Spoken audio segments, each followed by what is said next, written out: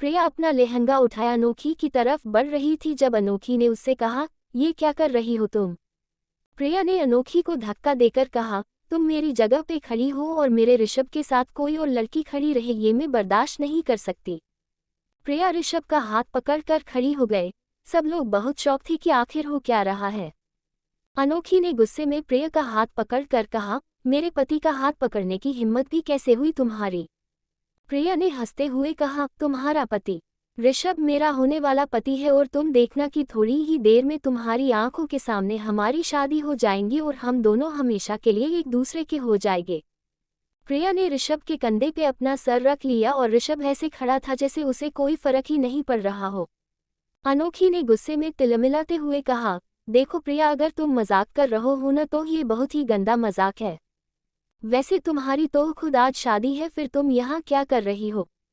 प्रिया बस एटीट्यूड से अनोखी को देखी जा राजी थी और अनोखी ने उससे कहा, तुम तो प्यार के बड़े बड़े वादे करती थी कि तुम्हारा ऋषभ ये वो, और आज तुम मेरे पति के साथ खड़ी हो। ये कौन सा घिनौना खेल खेल रही हो तुम मेरे साथ? प्रिया ने हंसते हुए कहा, जिस ऋषभ की मैं तुमसे हमेशा बातें किया करती थी, मैं उसी के साथ तो हो। ये सुन अनोखी के पैरों तले जमीन ही निकल गई और वो कुछ पल के लिए शांत हो गई। पार्वती आगे आई और उसने प्रिया से कहा, ये लड़की ये क्या फालतू की बकवास करे जा रही है? हम लोग चुप है, इसका मतलब ये नहीं कि तेरा जो जी में आएगा तू वो करेगी। प्रिया ने हंसते हुए कहा, सासू माँ, मैं बकवास नहीं कर रही हूँ। आज इस मंडप पर मेरी ही शादी होंगी ऋषभ से और मैं ही बनके होंगी आपकी बहू। पर्वतों को प्रिया पर बहुत गुस्सा आ रहा था। अशोक ने गुस्से में कहा, बहुत हो गया तमाशा, हमारे पास किसी का पागलपन झेलने का वक्त नहीं है। अशोक ने सिक्योरिटी को बुलाया ही था कि ऋषभ ने तेज आवाज में कहा, कोई जरूरत नहीं है सिक्योरिटी की।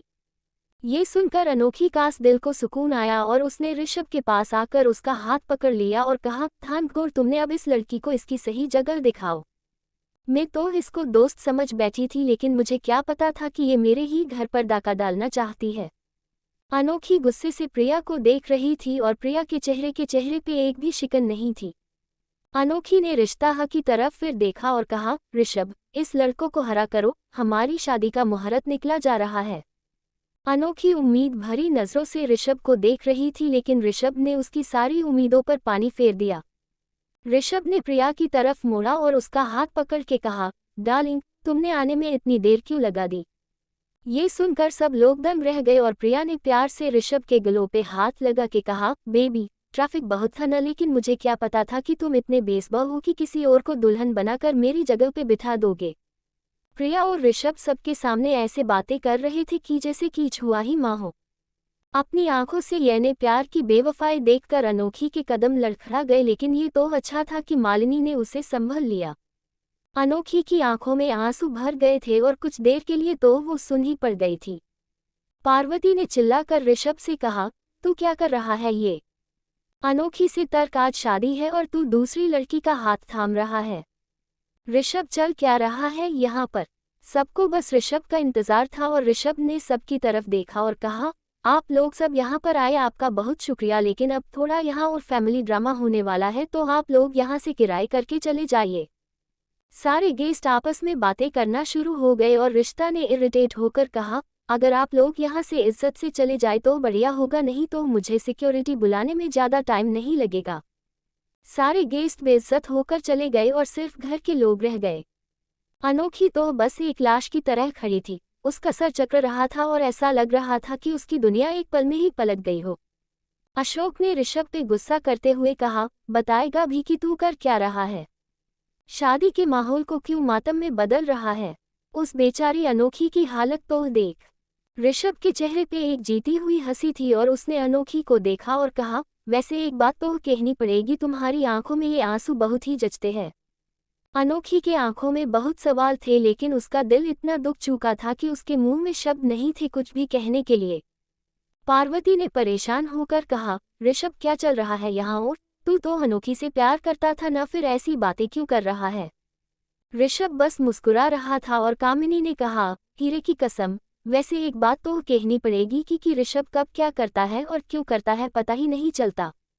ऋषभ ने हंसते हुए कहा, सही कहा भाभी, अपने मेरे अंदाज ही कुछ ऐसा है। अनोखी से और बर्दाश्त नहीं हुआ और वो तेज कदमों से ऋषभ के पास और उसने कहा, ऋषभ, क्यों मुझे सता रहे हो? इस लड़की को बाहर करो न यहाँ से।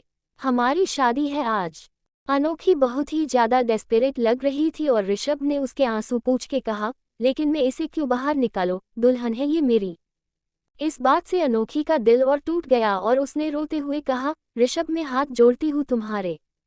प्लीज मेरे साथ ये मजाक मत करो। अगर तुम मुझसे किसी बात पे नाराज हो तो आई एम सॉरी, लेकिन सबके सामने मेरी भावनाओं के साथ मत खेलो। अनोखी का चेहरा आंसू भीग चुका था, उसका काजल बह गया और होठ थरथराने लगे। अनोखी ने ऋषभ का कस के हाथ पकड़ रखा था और उसने बेबस होकर कहा, तुम्हारी ये चुप्पी मेरे दिल को और धड़का रही है। मैं मार जाऊंगी ऋषभ, प्लीज मुझे सच बताओ, ये लड़की क्यों यह आई है और क्यों इसने दुल्हन का लाल जोड़ा पहन रखा है और क्यों ये मेरी जगह और खड़ी है? अनोखी ने ऋषभ का काला पकड़ लिया और रोते हुए कहा, प्लीज ऋषभ, कुछ तो बोलो, तुम्हें मेरे प्यार की कसम है। अनोखी को ऐसे देखकर ऋषभ अंदर ही अंदर टूट गया था, लेकिन वो मजबूर था, दोस्ती के जज्बातों ने उसे जकड़ लिया था। ऋषभ बस अनोखी की रोती हुई आंखों में देख रहा जब प्रिया ने उसका हाथ पकड़ के कहा, बेबी, क्यों अनोखी को परेशान कर रहे हो? उसे बता क्यों नहीं देते सच? मेरा और तुम्हारा क्या रिश्ता है, बता दो। प्रिया एकदम वैम्प लग रही थी उस वक्त, जिसने रिश्ता और अनोखी के रिश्ते में आग लगा दी थी। ऋषभ ने अनोखी के आंसू पोंछ के कहा, तुम्हें सच जानना है न तो सुनो, प्रिया और मैं चाइल्डहुड स्वीटहार्ट है। हम प्यार करते हैं एक दूसरे से और काफी बाद से एक दूसरे के साथ शादी भी करना चाहते थे और आज वो वक्त आ ही गया। ये सुनकर अनोखी की तो जैसे सांसें ही थम गई हो। अनोखी बस गिरने ही वाली थी कि पार्वती फटाफट उसके पास आई और उसने उसे संभल लिया। पार्वती ने अनोखी को थाम के कहा, रिधा, ये तू क्या कह रहा है? प्रिया ने ऋषभ का हाथ थामा और कहा, सच कह रहा है सासु माँ, हम दोनों एक दूसरे के लिए बने हैं और आज हम हमेशा के लिए एक हो जाएंगे। पार्वती ने गुस्से में कहा, तुम चुप रहो, मैं अपने बेटे से बात कर रही हूँ। ऋषभ ने हक से प्रिया का हाथ पकड़ा और कहा, माँ, मेरी होने वाली बीवी से ऐसे बता करना का हक किसी को भी नहीं है, यहाँ तक कि आपको भी नहीं। पार्वती शॉक हो गई, जो बेटा उससे इतना प्यार करता था वो आज एक लड़की के लिए बगावत पर उतर आया। ऋषभ ने पंडित जी से कहा, आप फेरे शुरू करवाइए, पहले ही बहुत वक्त बर्बाद हो गया है। अब मुझे और वाद बर्बाद नहीं करना। अनोखी ने दहाड़कर रोने लगी और पार्वती उसे संभल ही रही थी, लेकिन अनोखी प्यार में धोखा खाई हुई लड़की थी, उसे संभालना बहुत ही मुश्किल था।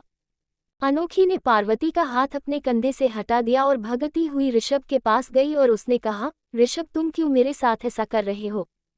तुम तो प्यार करते थे न मुझसे। तुम्हें याद है कितनी बड़ी बड़ी बातें करते थे तुम प्यार की? हमने जो एक साथ कस्में और वादे खाए उसका क्या? अनोखी ने रोते हुए ऋषभ के कंधे पे अपना सर रख लिया और कहा, भोपाल में हमारी प्रेम कहानी शुरू हुई थी, क्या तुम भूल गए हो ये सब? कैसे तुम पॉसेसिव हो जाते थे अगर कोई लड़का मेरे पास आता था तो? यहाँ तक कि कल भी तुम मेरे प्यार के लिए अपने आप को नुकसान पहुँचाने के लिए तैयार हो गए थे।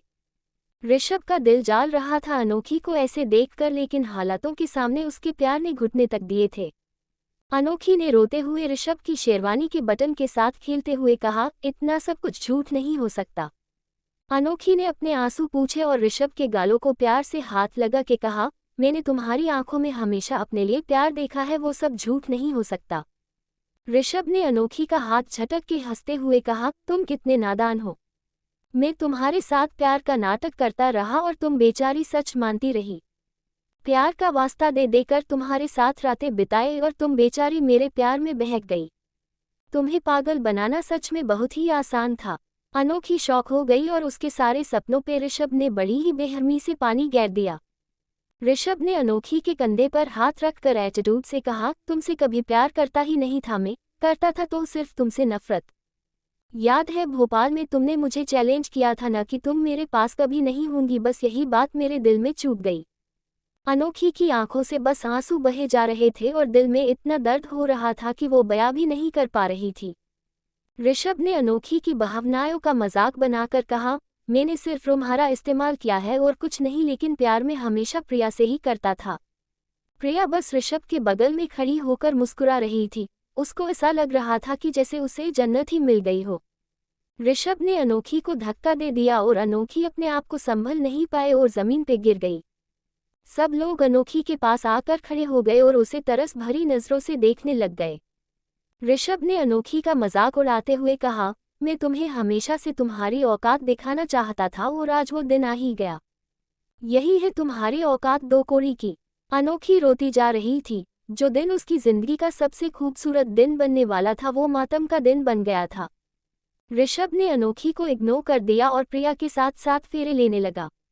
अनोखी ने चिल्लाते हुए, रोते हुए, बिलखते हुए कहा, प्लीज ऋषभ रुक जाओ, तुम्हें मुझे जो सजा देनी है दे दो, लेकिन किसी और से शादी मत करो। मैं तुम्हारे बच्चे की माँ बनने वाली हूँ, कम से कम उसके लिए तो रुक जाओ। अनोखी हाथ जोड़कर जमीन पे बैठी थी और रो रो कर अपने बच्चे का वास्ता दे रही थी। मालिनी और पार्वती ने अनोखी को कस के पकड़ लिया था, नहीं तो पता नहीं अनोखी अपने साथ क्या कर लेती। अनोखी ने बिलखते हुए कहा, प्लीज ऋषभ, हमारे बच्चे के लिए रुक जाओ। ये सुनकर ऋषभ रुक गया और अनोखी के दिल में उम्मीद जग गई। अनोखी ने अपने अपने आंसू पूछे और मुस्कुराती हुई ऋषभ को उम्मीद भरी नजरों से देखने लग गई। अनोखी ने मुस्कुराते हुए कहा, मुझे पता था कि तुम अपने होने वाले बच्चे के साथ कभी धोखा नहीं कर सकते।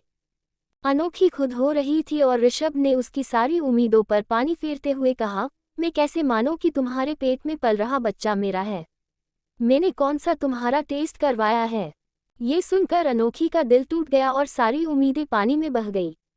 पार्वती ने चिल्लाकर कहा, चुप भी हो जा ऋषभ, और कितना गिरेगा तू।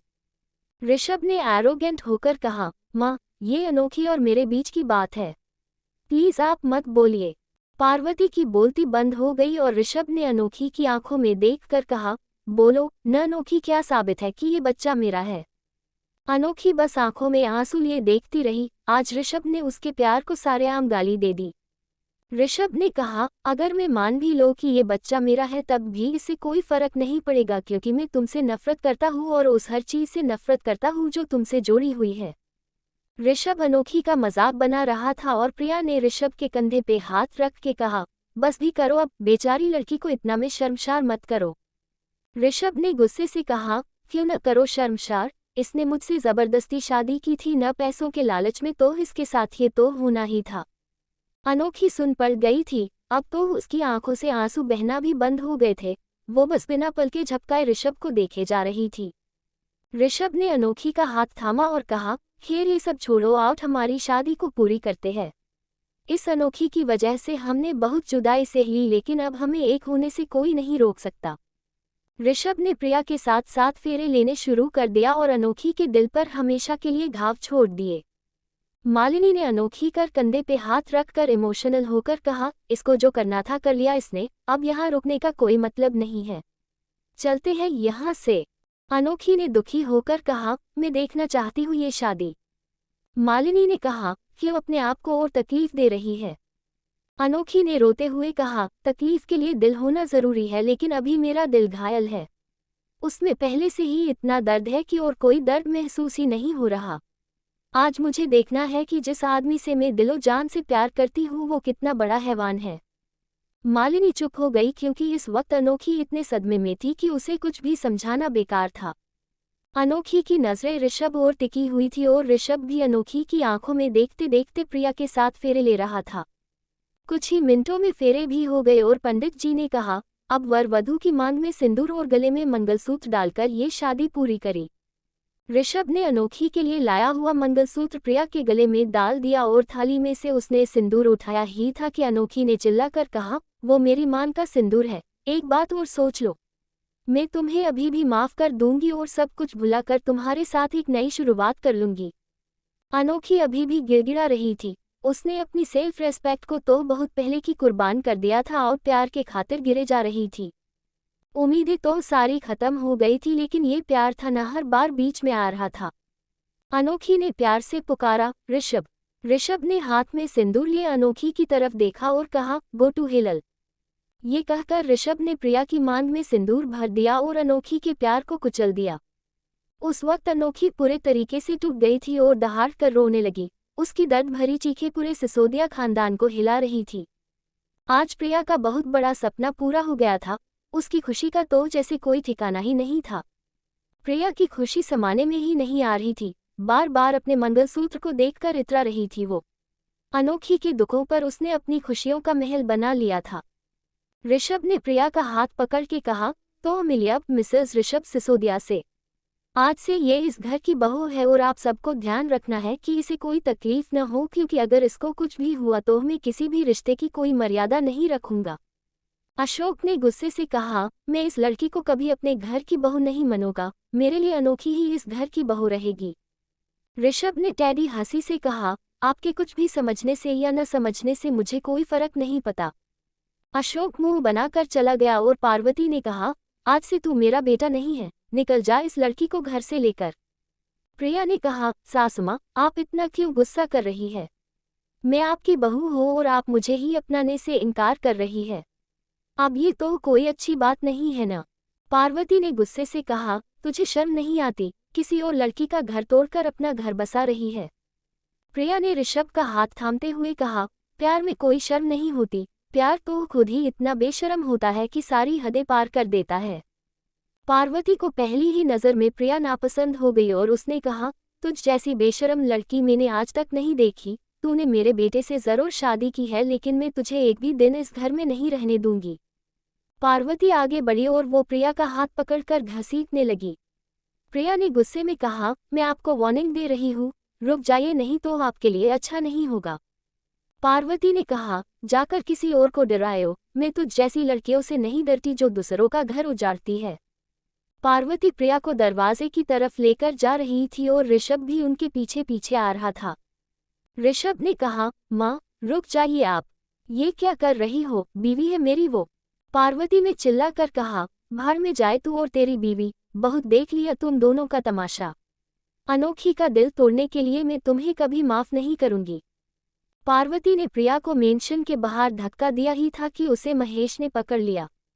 महेश ने प्रिया के कंधे पे हाथ रख के कहा, आपकी हिम्मत भी कैसी हुई मेरी बेटी को धक्का मारने की? महेश, द बिजनेस टाइकून की बेटी है ये, कोई एरी गैरी नहीं कि कोई भी धक्का दे देगा। ऋषभ समझ गया था कि अब बहुत बड़ा तमाशा होने वाला है। वो इससे पहले सिचुएशन को संभल पता पार्वती ने कहा, और कोई भी हो ले जाइए अपनी बेटी को यहाँ से लेकर, इस लड़की की हमारे घर में कोई जरूरत नहीं है। महेश गुस्से से पार्वती को देख रहा था और एकदम से उसने कहा, इंस्पेक्टर साहब बजाइए। दो पुलिस अफसर आए और उन लोगों ने ऋषभ के सामने सर झुका के कहा, सर हमें माफ कर देना, हम आपके घर नहीं आना चाहते थे, लेकिन कंप्लेंट ही कुछ ऐसी थी। ऋषभ अपनी मां के सामने आकर खड़ा हो गया और उसने इंस्पेक्टर से कहा, कंप्लेंट कही जो कोई भी हो, अब आप लोग चले जाइए यहाँ से, नहीं तो मुझे तो अच्छे से जानते ही है, डिपार्टमेंट आपका जो करेगा वो बाद में, लेकिन उससे पहले मैं ही कुछ गलत कर बैठूंगा। ऋषभ की आंखों से ही पुलिस डर गई और उन लोगों ने महेश के सामने सर झुका के कहा, सर हम ऋषभ सिसोदिया से पंगे नहीं ले सकते, ये आपका पारिवारिक मामला है, आप खुद ही सुलझा दीजिए। ये कहकर पुलिस वहां से चली गई और महेश उन्हें रोकता ही रह गया, लेकिन उसकी एक नहीं चली। ऋषभ की कुछ बात ही ऐसी थी कि कोई उससे पंगा लेने से पहले 100 बार सोचेगा। पार्वती ने कहा, ऋषभ ये क्या तमाशा हो रहा है, इस लड़की की वजह से आज पहली बार इस घर में पुलिस आई। ऋषभ गुस्से से पीछे मुड़ा और उसने कहा, और दोबारा भी पुलिस आ सकती है माँ, अगर अपने प्रिया के साथ दोबारा बदसलूकी की तो। ये सुनकर पार्वती शौक हो गई और उसने कहा, तू अपनी माँ को जेल पहुंचाएगा। ऋषभ ने पार्वती की आंखों में आंखें डाल के कहा, हाँ माँ, प्रिया से बहुत प्यार करता हूँ मैं और उसके लिए कुछ भी कर सकता हूँ। पार्वती के तो पैरों तले जमीन ही निकल गई और उसकी आंखों में आंसू भर गए। अपनी माँ की बेइज्जती देखकर अमन और समीर आगे आए और उन्होंने कहा, ऋषभ ये तू क्या कर रहा है, होश में तो है तू? ऋषभ ने अपने भाइयों की तरफ देखकर कहा, पूरी तरह से होश में हूं मैं और मेरे मामले में किसी की भी दखल अंदाजी बर्दाश्त नहीं करूंगा मैं। कामिनी ने ताना देते हुए कहा, हीरे की कसम, माँ हमेशा ऋषभ के गुणगान गाती रहती थी और आज वही ऋषभ उनको जेल भिजवाने की धमकी दे रहा है। ऋषभ ने सबकी बातों को इग्नोर कर दिया और महेश को देखकर कहा, अब वो यहाँ से जा सकते हैं, आपकी बेटी यहाँ बहुत खुश रहेगी। ऋषभ ने एक इशारा किया और प्रिया उसके पास चली आई। महेश ने स्ट्रिक्ट होकर ऋषभ से कहा, अगर मेरी बेटी को फिर से कोई तकलीफ हुई तो मुझसे बुरा कोई नहीं होगा। मैं अभी तो जा रहा हूँ, लेकिन अपनी राजकुमारी देकर जा रहा हूँ, और ध्यान रहे मैं अपनी बेटी के लिए कुछ भी कर सकता हूँ और किसी भी हद तक जा सकता हूँ। महेश और ऋषभ गुस्से से एक दूसरे को देख रहे थे जब प्रिया ने ऋषभ का हाथ पकड़ के कहा, पापा आप चिंता मत कीजिए, ऋषभ है न मेरे साथ। प्रिया की मुस्कुराहट देखकर महेश का दिल पिघल गया और उसने कहा, खुश रह बेटी, और कोई भी दिक्कत आए तो याद रखियो तेरा बाप हमेशा तेरे साथ खड़ा है। ये कहकर महेश ने ऋषभ को आखिरी बार देखा और चला गया। ऋषभ प्रिया का हाथ थाम कर पीछे मुड़ा और उसने सबको देखकर कहा, मैं ये बात आखिरी बार कह रहा हूँ, प्रिया मेरी बीवी है और अगर किसी ने उसके खिलाफ कुछ भी करने की कोशिश करी तो माफिया ऋषभ को अपना असली चेहरा दिखाने में जरा सी भी देर नहीं लगेगी। ऋषभ का ये रूप देखकर सब लोग चुप हो गए। अनोखी बेचारी को तो सोध ही नहीं थी, वो अपने दुख में ही इतनी घिरी हुई थी कि उसको कुछ समझ ही नहीं आ रहा था। प्रिया ने ऋषभ का हाथ कस के पकड़ के कहा, बेबी शांत हो जाओ और चलो, अच्छा ये बताओ कि शादी तो अब हो गई, अब क्या इरादा है। ऋषभ ने प्रिया को तिरछी नजरों से देखा। प्रिया मुस्कुरा कर ऋषभ को देख रही थी जब ऋषभ ने उसको सबके सामने अपनी बाहों में भर लिया और कहा, शादी के बाद तो सुहागरात होती है न बेबी, तो वही तो मनाएंगे। सब लोग ऋषभ की बेहरमी देख रहे थे लेकिन ऋषभ ने तो जैसे आंख में पट्टी ही बंध ली थी। ऋषभ ने प्रिया को गोद में उठा लिया और अपने कमरे में ले जाने लगा। अमन ने गुस्से में कहा, ऋषभ ने सारी हद पार कर दी, अब तो इससे बात करने का कोई फायदा ही नहीं है। अमन कामिनी का हाथ पकड़ के चला गया और समीर भी अपने कमरे में चला गया। मालिनी, पार्वती और अनोखी वही हॉल में रह गए और सब कुछ एक तरीके से खत्म सा लग रहा था। मालिनी ने अनोखी को खड़ा किया और कहा, यहाँ अब कुछ नहीं रखा, मेरे साथ चल तू। अनोखी एकदम से होश में आई और उसने घबराते हुए कहा, ऋषभ कहाँ है। मालिनी ने अनोखी को कस के पकड़ लिया और कहा, संभल अपने आप को, ऋषभ ने धोखा किया है तेरे साथ, तेरी भावनाओं के साथ खेलकर किसी और के साथ चला गया है सुहागरात मनाने के लिए। ये सुनकर अनोखी बहुत ज्यादा बौखला गई और उसने कहा, नहीं ऐसा नहीं हो सकता, ऋषभ ऐसा नहीं जा सकता, जरूर उस प्रिया ने भी कुछ किया होगा, नहीं तो मेरा ऋषभ मुझसे बहुत प्यार करता था। अनोखी बहकी बहकी बातें कर रही थी और मालिनी उसे संभलने की कोशिश कर रही थी लेकिन अनोखी थी कि बस में आ ही नहीं रही थी। पार्वती ने अनोखी पर चिल्ला कर कहा, क्या ऋषभ ऋषभ लगा रखा है तुमने देखा नहीं कि कैसे वो तुम्हारे प्यार को रोंद कर चला गया। अनोखी ने रोते हुए कहा, माँ मैं बहुत प्यारा करती हूँ उससे, नहीं रह पाऊंगी मैं ऋषभ के बिना। अनोखी की हालत देखकर मालिनी और पार्वती को बहुत तरस आ रहा था लेकिन अफसोस की बात ये थी कि वो उसके लिए कुछ भी नहीं कर पा रही थी। पार्वती ने अनोखी के आंसू पूछ के कहा, मेरी बच्ची समझने की कोशिश कर, सब खत्म हो गया है, ऋषभ अब किसी और का हो गया है, उस बेदर्द में तुझे झूठे दिलासे और प्यार के झांसे दिए हैं। अनोखी ने पार्वती का हाथ झटक दिया और कहा, ऋषभ मेरा है, मैं उसे किसी और का नहीं होने दे सकती। अनोखी ने किसी की नहीं सुनी और भागकर सीढ़ियों से ऋषभ के कमरे में चली गई। पार्वती ने अपने माथे पे हाथ रख के कहा, कैसे समझायो मैं इसको, इसके प्यार ने ही बर्बाद कर दिया है इसको। तारांकन, ऋषभ और प्रिया कमरे में घुसे ही थे कि प्रिया ने पीछे से ऋषभ को कस के पकड़ लिया और कहा, आखिरकार तुम मेरे हो ही गए ऋषभ, तुम्हें पाने के लिए मैंने बहुत कुछ किया है और फाइनली आज तुम मेरे पति हो। प्रिया बहुत खुश थी लेकिन उतना ही दुखी ऋषभ था। ऋषभ ने प्रिया का हाथ हटाते हुए कहा, रात बहुत हो गई है, हमें सो जाना चाहिए। ऋषभ बैग की तरफ जाने ही वाला था कि प्रिया ने उसका हाथ पकड़ लिया और उसने करीब आकर कहा, इतनी बेरुखी क्यों कर रहे हो ऋषभ मेरे साथ, हमारी शादी हो गई और आज हमारी पहली रात है। ऋषभ के दिल में बस अनोखी थी और उसको प्रिया की नज़दीकियों से बड़ी परेशानी हो रही थी। ऋषभ ने अपनी नज़रें फेरते हुए कहा, तुम आज ही हॉस्पिटल से डिस्चार्ज हुई हो, माँ मुझे लगता है कि तुम्हें आराम करना चाहिए। प्रिया ने ऋषभ की एक नहीं सुनी और उसके गले से आकर लिपट गई और उसने कहा, मुझे आराम नहीं सिर्फ तुम चाहिए, प्लीज ऋषभ मुझे अपना बना लो, इस रात का मैंने बहुत इंतजार किया है। ये कहकर प्रिया ऋषभ की आंखों में देखने लग गई और ऋषभ कुछ कहने ही वाला था कि प्रिया ने अपने सर का दुपट्टा होता दिया और अपने बाल खोल दिए। प्रिया अपने सीने पे से चुन्नी हटाने ही वाली थी कि ऋषभ ने उसका हाथ पकड़ लिया और कहा, ये सब क्या कर रही हो तुम। प्रिया ने दीवानों की तरफ कहा, तुम्हें अपना बना रही हूँ, उस अनोखी ने तुम्हें छुआ है ना, अब उसके सारे निशा मुझे तुम्हारे शरीर से मिटाने हैं। ऋषभ बहुत ज्यादा फ्रस्ट्रेटेड हो रहा था, उसे समझ नहीं आ रहा था कि इस सिचुएशन से कैसे बचे वो। प्रिया ने ऋषभ के दोनों गालों पे हाथ रखा और अपने होंठ ऋषभ का होठों तक लेकर गई और चूमने ही वाली थी कि इतने में जोर से दरवाजा बजने लग गया। ऋषभ, प्लीज दरवाजा खोलो, मैं नहीं रह सकती तुम्हारे बगैर। अनोखी की दर्द भरी पुकार ऋषभ के दिल को झंझोरे रही थी। ऋषभ ने प्रिया को अपनी बाहों में भर लिया और कहा, सुहाग रात मनानी है न तुम्हें तो ठीक है, आज तुम्हारा ये सपना भी पूरा करता हूँ। क्या ऋषभ अपनी मर्यादा पार कर देगा और अनोखी को हमेशा के लिए तोड़ देगा? Dot dot dot dot dot. Rishabh की बात सुनकर प्रिया के होठों पे मुस्कान आ गई और उसने कहा, मैं तुम्हारी होना चाहती हूँ ऋषभ। ऋषभ ने प्रिया को बेड पर लिटा दिया और उसके ऊपर आकर उसके गालों को सहलाने लगा। ऋषभ के छूने से ही प्रिया की सिसकारियां निकल गई और वो आंखें बंद करके कहने लगी, आई लव यू। धीरे धीरे ऋषभ प्रिया के बालों को सहलाने लग गया और कभी उसके हाथ सहलाता तो कभी उसकी गर्दन। प्रिया तो इतने में ही पिघल गई और उसकी आवाजें बहुत तेज हो गई। बाहर खड़ी हुई अनोखी के सीने पे सांप लौट रहे थे और वो जोर जोर से पागलों की तरफ दरवाजा पिटकर कह रही थी, मत करो ऋषभ मेरे साथ ऐसा, मत मेरे प्यारा को बदनाम करो, तुम्हें बदल लेना है न मुझसे तो ले लो, मार लो पिट लो मुझे लेकिन मेरी जगह अपने बिस्तर पर किसी को मत दो। अनोखी बार बार अपने प्यार की दोहिया दे रही थी लेकिन ऋषभ ने दरवाजा नहीं खोला और प्रिया की आवाजें बहुत तेज हो गई। अनोखी ने वही दरवाजे के पास बैठ गई और कहने लगी, तुम कहते थे न कि कभी मेरी आंखों में आंसू नहीं देख सकते, फिर क्यों आज मुझे इतना रुला रहे हो? अनोखी रो रही थी जब एकदम से ऋषभ के कमरे का दरवाजा खोला। अनोखी ने उम्मीद भरी नजरों से ऊपर देखा लेकिन उसकी उम्मीदें सारी टूट गई प्रिया को दरवाजे पे खड़ा हुआ देख।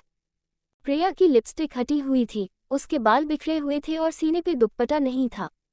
अनोखी का दिल दहल गया ये सोचकर कि अंदर कमरे में क्या हुआ होगा। प्रिया ने गुस्से से चिल्लाकर अनोखी से कहा, तुम्हें शर्म नहीं आती क्या? पति पत्नी के कमरे के बाहर खड़े होकर उनकी बातें सुनते हुए। अनोखी बस प्रिया को देखे जा रही थी बिना पलके झपकाए जब प्रिया ने कहा, मेरी एक बात ध्यान से सुन लो, ऋषभ बस मेरा है और आज हमारी सुहाग रात है तो यहाँ से जाओ और हमें एंजॉय करने दो। अनोखी ने प्रिया के पैर पकड़ लिए और रोते हुए कहने लगी, तुम एक औरत होकर कैसे दूसरी औरत का घर बर्बाद कर सकती हो? क्यों मेरे पति पर अपना हक जमा रही हो? प्रिया ने अनोखी को पैरों से ठोकर मार दी और कहा, मैंने तुम्हारा घर खराब नहीं किया बल्कि तुमने मेरा घर खराब किया है। तुमसे पहले मैं थी ऋषभ की जिंदगी में लेकिन तुमने हमारे बीच में आकर सब खराब कर दिया। लेकिन कहते हैं न कि कोई किसी की किस्मत छीन नहीं सकता, और आज देख ही लो कि मेरा प्यार ऋषभ मेरे पास है। अनोखी ने चिल्लाते हुए कहा, कम से कम इसी बात की लाज रख लो कि मैं ऋषभ के बच्चे की मां बनने वाली हो, मेरे पे नहीं तो मेरे पेट में पल रहे बच्चे पर ही तरस खा लो। अनोखी गिड़गिड़ा रही थी प्रिया के सामने जब प्रिया ने उससे नफरत भरी आवाज में कहा, इस बच्चे से जब इसके बाप को ही कोई फर्क नहीं पता तो मुझे क्यों पड़ेगा? अनोखी ने इमोशनल होकर कहा, मैं तुमसे ज्यादा तो नहीं मिली लेकिन इतना जरूर जानती हूँ कि तुम इतनी बुरी लड़की नहीं थी। फिर अब क्या हो गया तुम्हें? क्या किसी के आंसुओं की कोई कीमत नहीं है तुम्हारे सामने? प्रिया ने सीरियस होकर कहा, मैं बुरी नहीं हूँ लेकिन जब बात ऋषभ की आएंगी तो मैं सारी हदें भूल जाऊंगी। मेरे दिल में दया जरूर है लेकिन उससे कहीं ज्यादा ऋषभ के लिए प्यार है, और वो कहते हैं न कि प्यारा और जंग में सब जैस है तो यही सही। अनोखी और प्रिया एक दूसरे की आंखों में देख रहे थे। एक की आंखों में जुनून था तो दूसरे की आंखों में दीवानगी। अनोखी ने अपनी इज्जत दांव पर लगा के कहा, मुझे मेरा पति दे दो और बदले में तुम जो कहोगी मैं करने के लिए तैयार हूँ। प्रिया कुछ बोलने ही वाली थी कि पीछे से ऋषभ आ गया और उसने प्रिया को अपनी गोद में उठा के कहा, बेबी अब और इंतजार मत करियो मुझसे, सुबह से तड़प रहा हूँ तुम्हें पाने के लिए। ऋषभ शिरलेस था और ये देखकर अनोखी का और खून जल रहा था। ये कहकर ऋषभ ने प्रिया के गालों को किस कर दिया और प्रिया ने ऋषभ की गले में अपने बहू का हार डालते हुए कहा, बेबी मैं क्या करूं? इस लड़की ने मेरा जीना हराम कर दिया है। हमारे खूबसूरत पालों को नजर लगा रही है अपने आंसुओं से। ऋषभ ने अनोखी को देखा और अनोखी ने आंसू बहाते हुए कहा, प्लीज रुक जाओ। ऋषभ ने अनोखी की तरफ देखकर उसको हंसते हुए टाल दिया और कहा, बहुत सक्को मिला मुझे, आखिर तुमसे मैंने अपना बदले ले ही लिया। खैर अब जाओ और मुझे मेरी बीवी के साथ रात बिताने दो। ये कहकर ऋषभ प्रिया को उठाए कमरे में घुस गया और अनोखी के मुंह पर दरवाजा बंद कर दिया। अनोखी ने बहुत जोर से रोते हुए कहा, प्लीज ऋषभ। अनोखी दरवाजा पिटी रही और ऋषभ के दरवाजे पर अपना सर रख कर रोने लगी। अनोखी के शरीर ने भी जवाब दे दिया था और उसकी आंखें बार बार बंद हो रही थी, लेकिन होठों पे सिर्फ एक ही बात थी, ऋषभ, मैं बहुत प्यारा करती हूँ तुमसे। ये आखिरी शब्द थे जो अनोखी के मुंह से निकले और उसके बाद वो वही दरवाजे पर सर टिकाए बेहोश हो गई, लेकिन ऋषभ का दिया हुआ धोखा उसके दिल को चिर रहा था। यहाँ अनोखी प्यार में बेहोश पड़ी थी और वही अंदर कमरे में जाते ही ऋषभ ने प्रिया को बेड पर लिटा दिया और कहा, तुम्हें प्यास लगी होगी, मैं पानी लेकर आता हूँ। प्रिया ने अपने माथे पर हाथ रख के कहा, प्यास तो लगी है मुझे, उस अनोखी ने बुलवा बुलवा कर सर में दर्द कर दिया है मेरे। ऋषभ टेबल के पास गया और उसने बोतल में से गिलास में पानी डाला और चुपके से अपनी जेब से निकल कर एक गोली निकाली और पानी में डालकर मिला दी। ऋषभ पानी का गिलास लेकर प्रिया के पास गया और उसने उसे हाथ में पकड़ाते हुए कहा, तुम बहुत थक गई होंगी, पानी पियो। प्रिया ने ऋषभ का हाथ पकड़ के कहा, लेकिन बेबी, मुझे प्यास तो तुम्हारी है। प्रिया ऋषभ से इश्क फरमाने की कोशिश कर रही थी, लेकिन ऋषभ ने उसे टालते हुए कहा, पहले पानी पियो तुम। प्रिया ने ऋषभ को देखते देखते पानी पिया और फिर साइड में गिलास रखते हुए कहा, अब तो आ जाओ ऋषभ, और कितना तड़पाओगे मुझे, अब तो मैं तुम्हारी बीवी बन चुकी हूँ। प्रिया ऋषभ का हाथ पकड़कर उसे उम्मीद से देख रही थी और अचानक से उसकी आंखें बंद होने लगी। पल भर में ही प्रिया बेहोश हो गई और ऋषभ ने उसके नेके तकिया लगा के कहा, मेरे लिए इस शादी की कोई मायने नहीं है। मैं सिर्फ अनोखी का ही हूँ और उसके सिवा मुझे छूने का किसी को कोई हक नहीं है। ऋषभ ने प्रिया के ऊपर चादर ढक दी और उसके कमरे से एक और दरवाज़ा निकलता है उसके प्राइवेट बार का। ऋषभ अपने प्राइवेट बार में चला गया और दारू की बोतल निकल कर पीने लगा। उसके सामने अनोखी का चेहरा बार बार आ रहा था। ऋषभ की आंखों में भी आंसू आ गए, ये सोचकर कि आज उसकी अनोखी को क्या क्या सहना पड़ा। ऋषभ शराब पीता चला गया, लेकिन अनोखी की दर्द भरी चीखों ने उसका साथ नहीं छोड़ा। गुस्से में आकर ऋषभ ने शराब की बोतल तोड़ दी और अपने सर पे हाथ रख के कहा, बहुत ही गंदा आदमी हूं मैं, अपनी दोस्त को खुशी देने के लिए अपनी बीवी को ही तकलीफ दे दी मैंने। ऋषभ को अपनी गलती का पछतावा था, लेकिन वो मजबूर था दोस्ती के खातिर। ऋषभ रोता हुआ जमीन पे बैठ गया और उसने कहा, अनोखी मुझे माफ कर दो, बस 1 महीना हो जाने दो, मैं सब कुछ ठीक कर दूंगा। मैं जानता हूँ तुम मुझसे बहुत प्यार करती हो और तुम्हारा दिल इतना बड़ा है कि तुम मुझे माफ कर दोगी। ऋषभ ने रोते हुए कहा, मैं जानता हूँ, मैंने तुम्हारे साथ बहुत बड़ा धोखा किया है, अन्य किया है मैंने, लेकिन मैं क्या करता। प्रिया ने अपनी जान लेने की कोशिश करी और ऊपर से उसके पास ज़्यादा वक्त भी नहीं है। मैं बस उसको मरते हुए खुशी देना चाहता हूँ, बचपन उसके साथ बिताया है मैंने, गुंडर दी है उससे, लेकिन प्यार सिर्फ तुमसे है अनोखी। ऋषभ अपने दिल की बात कह रहा था, लेकिन अफसोस ये था कि उसे सुनने वाला वहाँ कोई नहीं था। ऋषभ ने अपना फ़ोन खोला और उसमें अनोखी की फ़ोटो देखकर कहा, बस 1 महीना अनोखी, फिर वादा करता हूँ कि तुम्हारे हर एक आंसू का हिसाब चुकाऊंगा, तुम्हें और आने बच्चे को सरहाकों में बिताऊंगा। ऋषभ बस बार बार अनोखी का नाम पुकार रहा था और उसकी फ़ोटो की निहारता रहा। ऋषभ के दिल में अनोखी के लिए बेइंतहा प्यार था, लेकिन उसकी दोस्ती आड़े आ गई थी। कहीं ऋषभ की बचन की दौड़ती और हमदर्दी उसके प्यारा को तबाह न कर दे। कहीं प्रिया से शादी करके ऋषभ ने अपनी जिंदगी की सबसे बड़ी गलती न कर दी हो। तारांकन। अगली सुबह 11 बजे अनोखी अपने कमरे में सो रही थी और उसके चेहरे पे पसीना आ रहा था और बस बड़बड़ाए जा रही थी, ऋषभ प्यार करता है मुझसे। अनोखी बस बार बार बड़बड़ाए जा रही थी और एकदम से चौंक कर वो उठ गई। अनोखी ने इधर उधर देखा और उसके साथ मालिनी और पर्वतो बैठी हुए थे, जो उसे तरस भरी नजरों से देख रहे थे। पार्वती ने अनोखी के कंधे पे हाथ रख के कहा, तू ठीक तो है बेटा? कुछ देर तक तो अनोखी कुछ बोल ही नहीं पाए। उसके दिमाग में कल रात की सीन चल रहा था जब ऋषभ प्रिया को गोद में लेकर चला गया। अनोखी को ऐसे गुमशुम देखकर मालिनी ने कहा, तू ठीक तो है? अनोखी एकदम से होश में आई और अपने मुंह पर हाथ रखकर रोने लग गई और कहने लगी, सब खत्म हो गए, अब मेरी जिंदगी में कुछ नहीं बचा। पार्वती ने अनोखी को गले लगा लिया और कहा, शांत हो जा बेटा, रोने से कुछ हासिल नहीं होगा। अनोखी ने पार्वती को कस के गले लगा लिया और कहा, कैसे शांत हो जाओ माँ, मेरा सब कुछ तो मुझसे छीन लिया गया। उद्धरण चिन्ह। अनोखी का दर्द था कि खत्म होने का नाम ही नहीं ले रहा था। पार्वती ने उसकी कमर मसल के कहा, ऋषभ तेरे लायक नहीं है। अनोखी ने रोते हुए कहा, लायक तो मैं नहीं हूँ उसके, तभी तो उसने मुझे ठुकरा दिया। अनोखी ने पार्वती की आंखों में देखकर कहा, क्या ऋषभ के दिल में मेरे लिए इतनी नफरत थी जो उसने मुझे प्यार के जाल में फंसाया? क्या उसका दिल जरा सा भी नहीं तड़पा मुझे शादी के मंडप पर छोड़ते हुए? पार्वती को अपने पति के बेवफाई के दिन याद आ गए और उसने इमोशनल होकर कहा, ये मर्द जात होती ही ऐसी है, इनको वफादारी की कदर नहीं होती और न ही इनका मन एक औरत बहला सकती है। पार्वती अनोखी को दिलासा दे रही थी जब अनोखी ने अपनी हिम्मत जुटाकर आंसू पूछ के कहा, अब सब कुछ तो यहाँ पर खत्म हो गया है तो यहाँ रुककर क्या करूंगी मैं? अब वक्त आ गया है मेरा यहाँ से जाने का। पार्वती ने अनोखी से कहा, खबरदार अगर यहाँ से जाने की बात भी की तो ऋषभ का तुम्हारे साथ होने या न होने से कोई फर्क नहीं पता, तुम आज भी मेरी बेटी हो और कल भी मेरी बेटी रहोगी। अनोखी ने इमोशनल होकर कहा, लेकिन मैं यहाँ रुककर क्या करूंगी, मेरा सब कुछ तो बर्बाद हो चुका है। किस बहाने यहाँ रुकोगी मैं, जिससे इस दुनिया में सबसे ज्यादा प्यार करती थी, जब उसी ने ठुकरा दिया तो फिर बचा ही क्या है? अनोखी जीवन से हरी हुई लग रही थी और पार्वती ने उसकी आंखों में देख के कहा, तुझे दिल से मैंने अपनी बेटी माना है और सिसोदिया खानदान का वारिस पल रहा है तेरे पेट में। मैं ऐसे नहीं जाने दे सकती तुझे। अनोखी ने दुख भरी हंसी से कहा, जब इसके बाप को ही इससे कोई फर्क नहीं पता तो फिर आप क्यों परेशान हो रही है? मैं जैसे तैसे पाल लूंगी इस बच्चे को, लेकिन यहाँ रहकर ऋषभ को किसी और का होते हुए नहीं देख सकती मैं।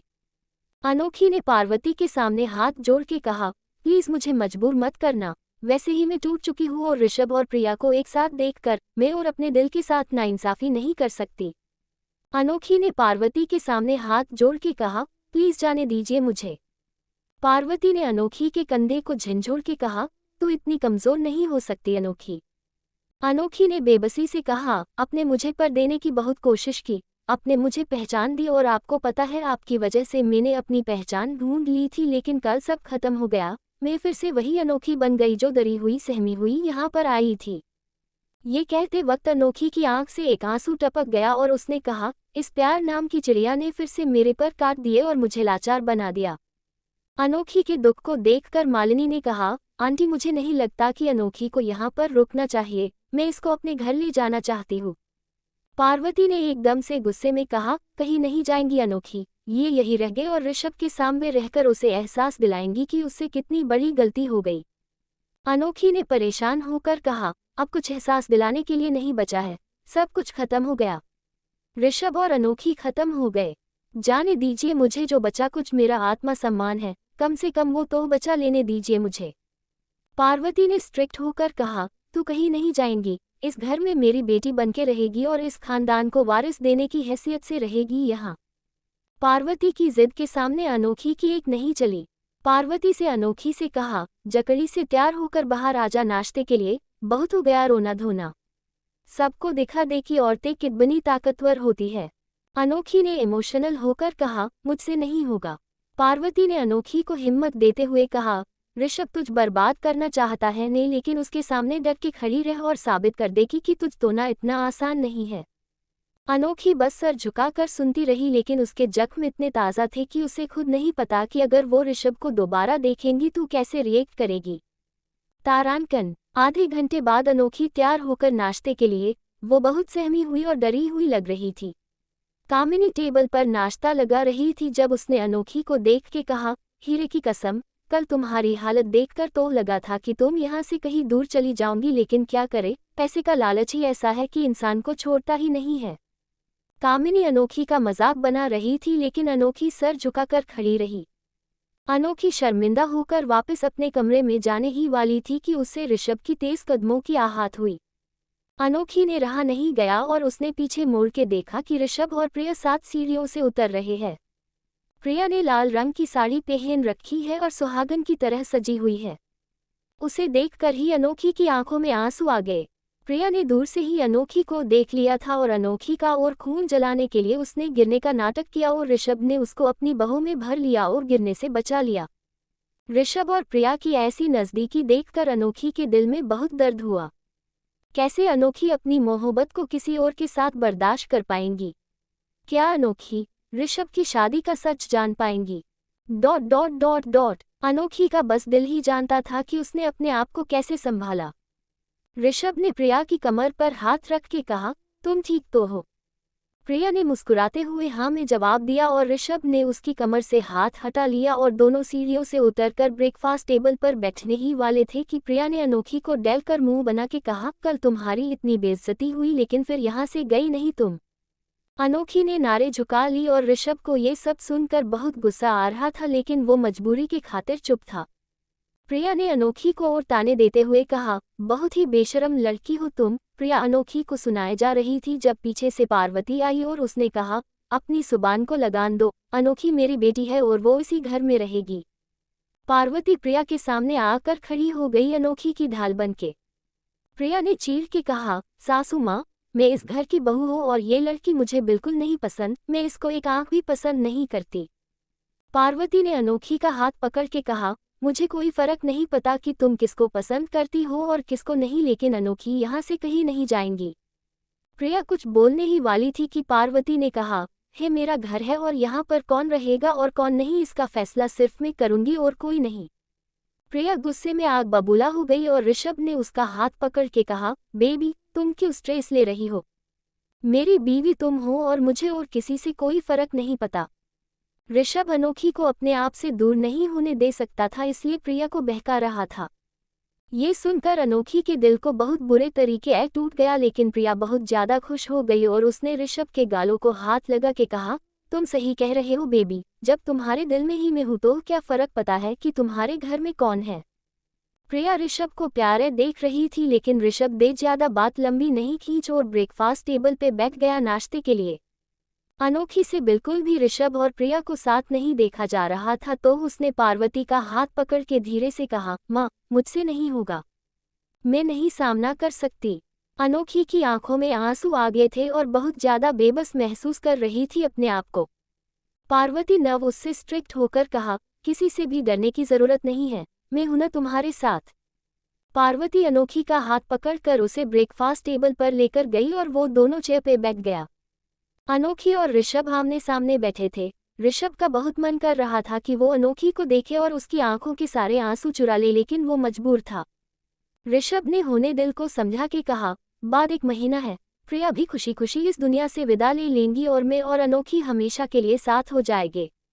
अनोखी बहुत कोशिश कर रही थी कि ऋषभ को न देखा लेकिन उसका दिल था कि उसे बहका रहा था। अनोखी ने पलकें उठाकर हल्का सा ऋषभ को देखा और उसी वक्त प्रिया ने उसे देख लिया और वो बहुत ज्यादा चीर गई।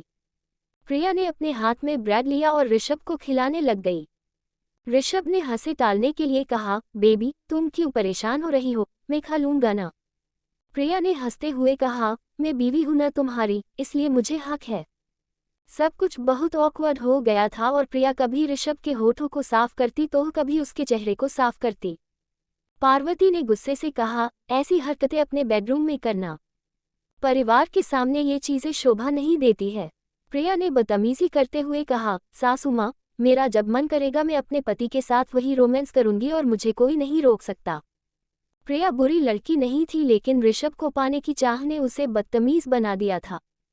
प्रिया उस हर एक इंसान से नफरत करती थी जो अनोखी को सहारा दे रहा था और उसके साथ खड़ा था। पार्वती ने टेबल पे हाथ मार के कहा, बदतमीज लड़की। प्रिया और पार्वती में बहसबाजी चल ही रही थी कि इतने में अनोखी को बहुत ही अजीब फील हुआ और वो अपने मुंह पर हाथ रखे अपने कमरे की तरफ भागी। ऋषभ भी बेचैन हो गया और चेयर से उठकर अनोखी के पीछे भगा। वो ऋषभ को इस वक्त किसी चीज की परवाह नहीं थी, उसे सिर्फ अनोखी की हेल्थ दिख रही थी। प्रिया देखती ही रह गई ऋषभ को और पार्वती हैरान थी। वो कुछ की समझ रही थी कि जो चीज जैसी दिख रही है वैसी वो है नहीं। अनोखी बाथरूम में जाकर उल्टियां करने लगी और ऋषभ ने अनोखी के बाल प्लान लिया और उसकी कमर को सहलाने लगा। उल्टी करके अनोखी हाथ ही वीक महसूस कर रही थी और उससे पहले वो गिर पाती ऋषभ ने उसकी कमर पर हाथ रखकर उसे थाम लिया और कहा, ठीक तो हो तुम। अनोखी ऋषभ लो देखने लगी और उसने आंखों में आंसू भर के कहा, तुम मुझे ठीक रहने कहा दे रहे हो। ऋषभ और अनोखी एक दूसरे की आंखों में देख रहे थे जब अनोखी ने इमोशनल होकर कहा, सब कुछ खत्म करने के बाद क्यों आए हो यहाँ पर, क्यों मुझे संभालने का नाटक कर रहे हो जबकि मुझे गिराने वाले ही तुम हो। ऋषभ चुप खड़ा था लेकिन उसके दिल में तूफान चल रहा था।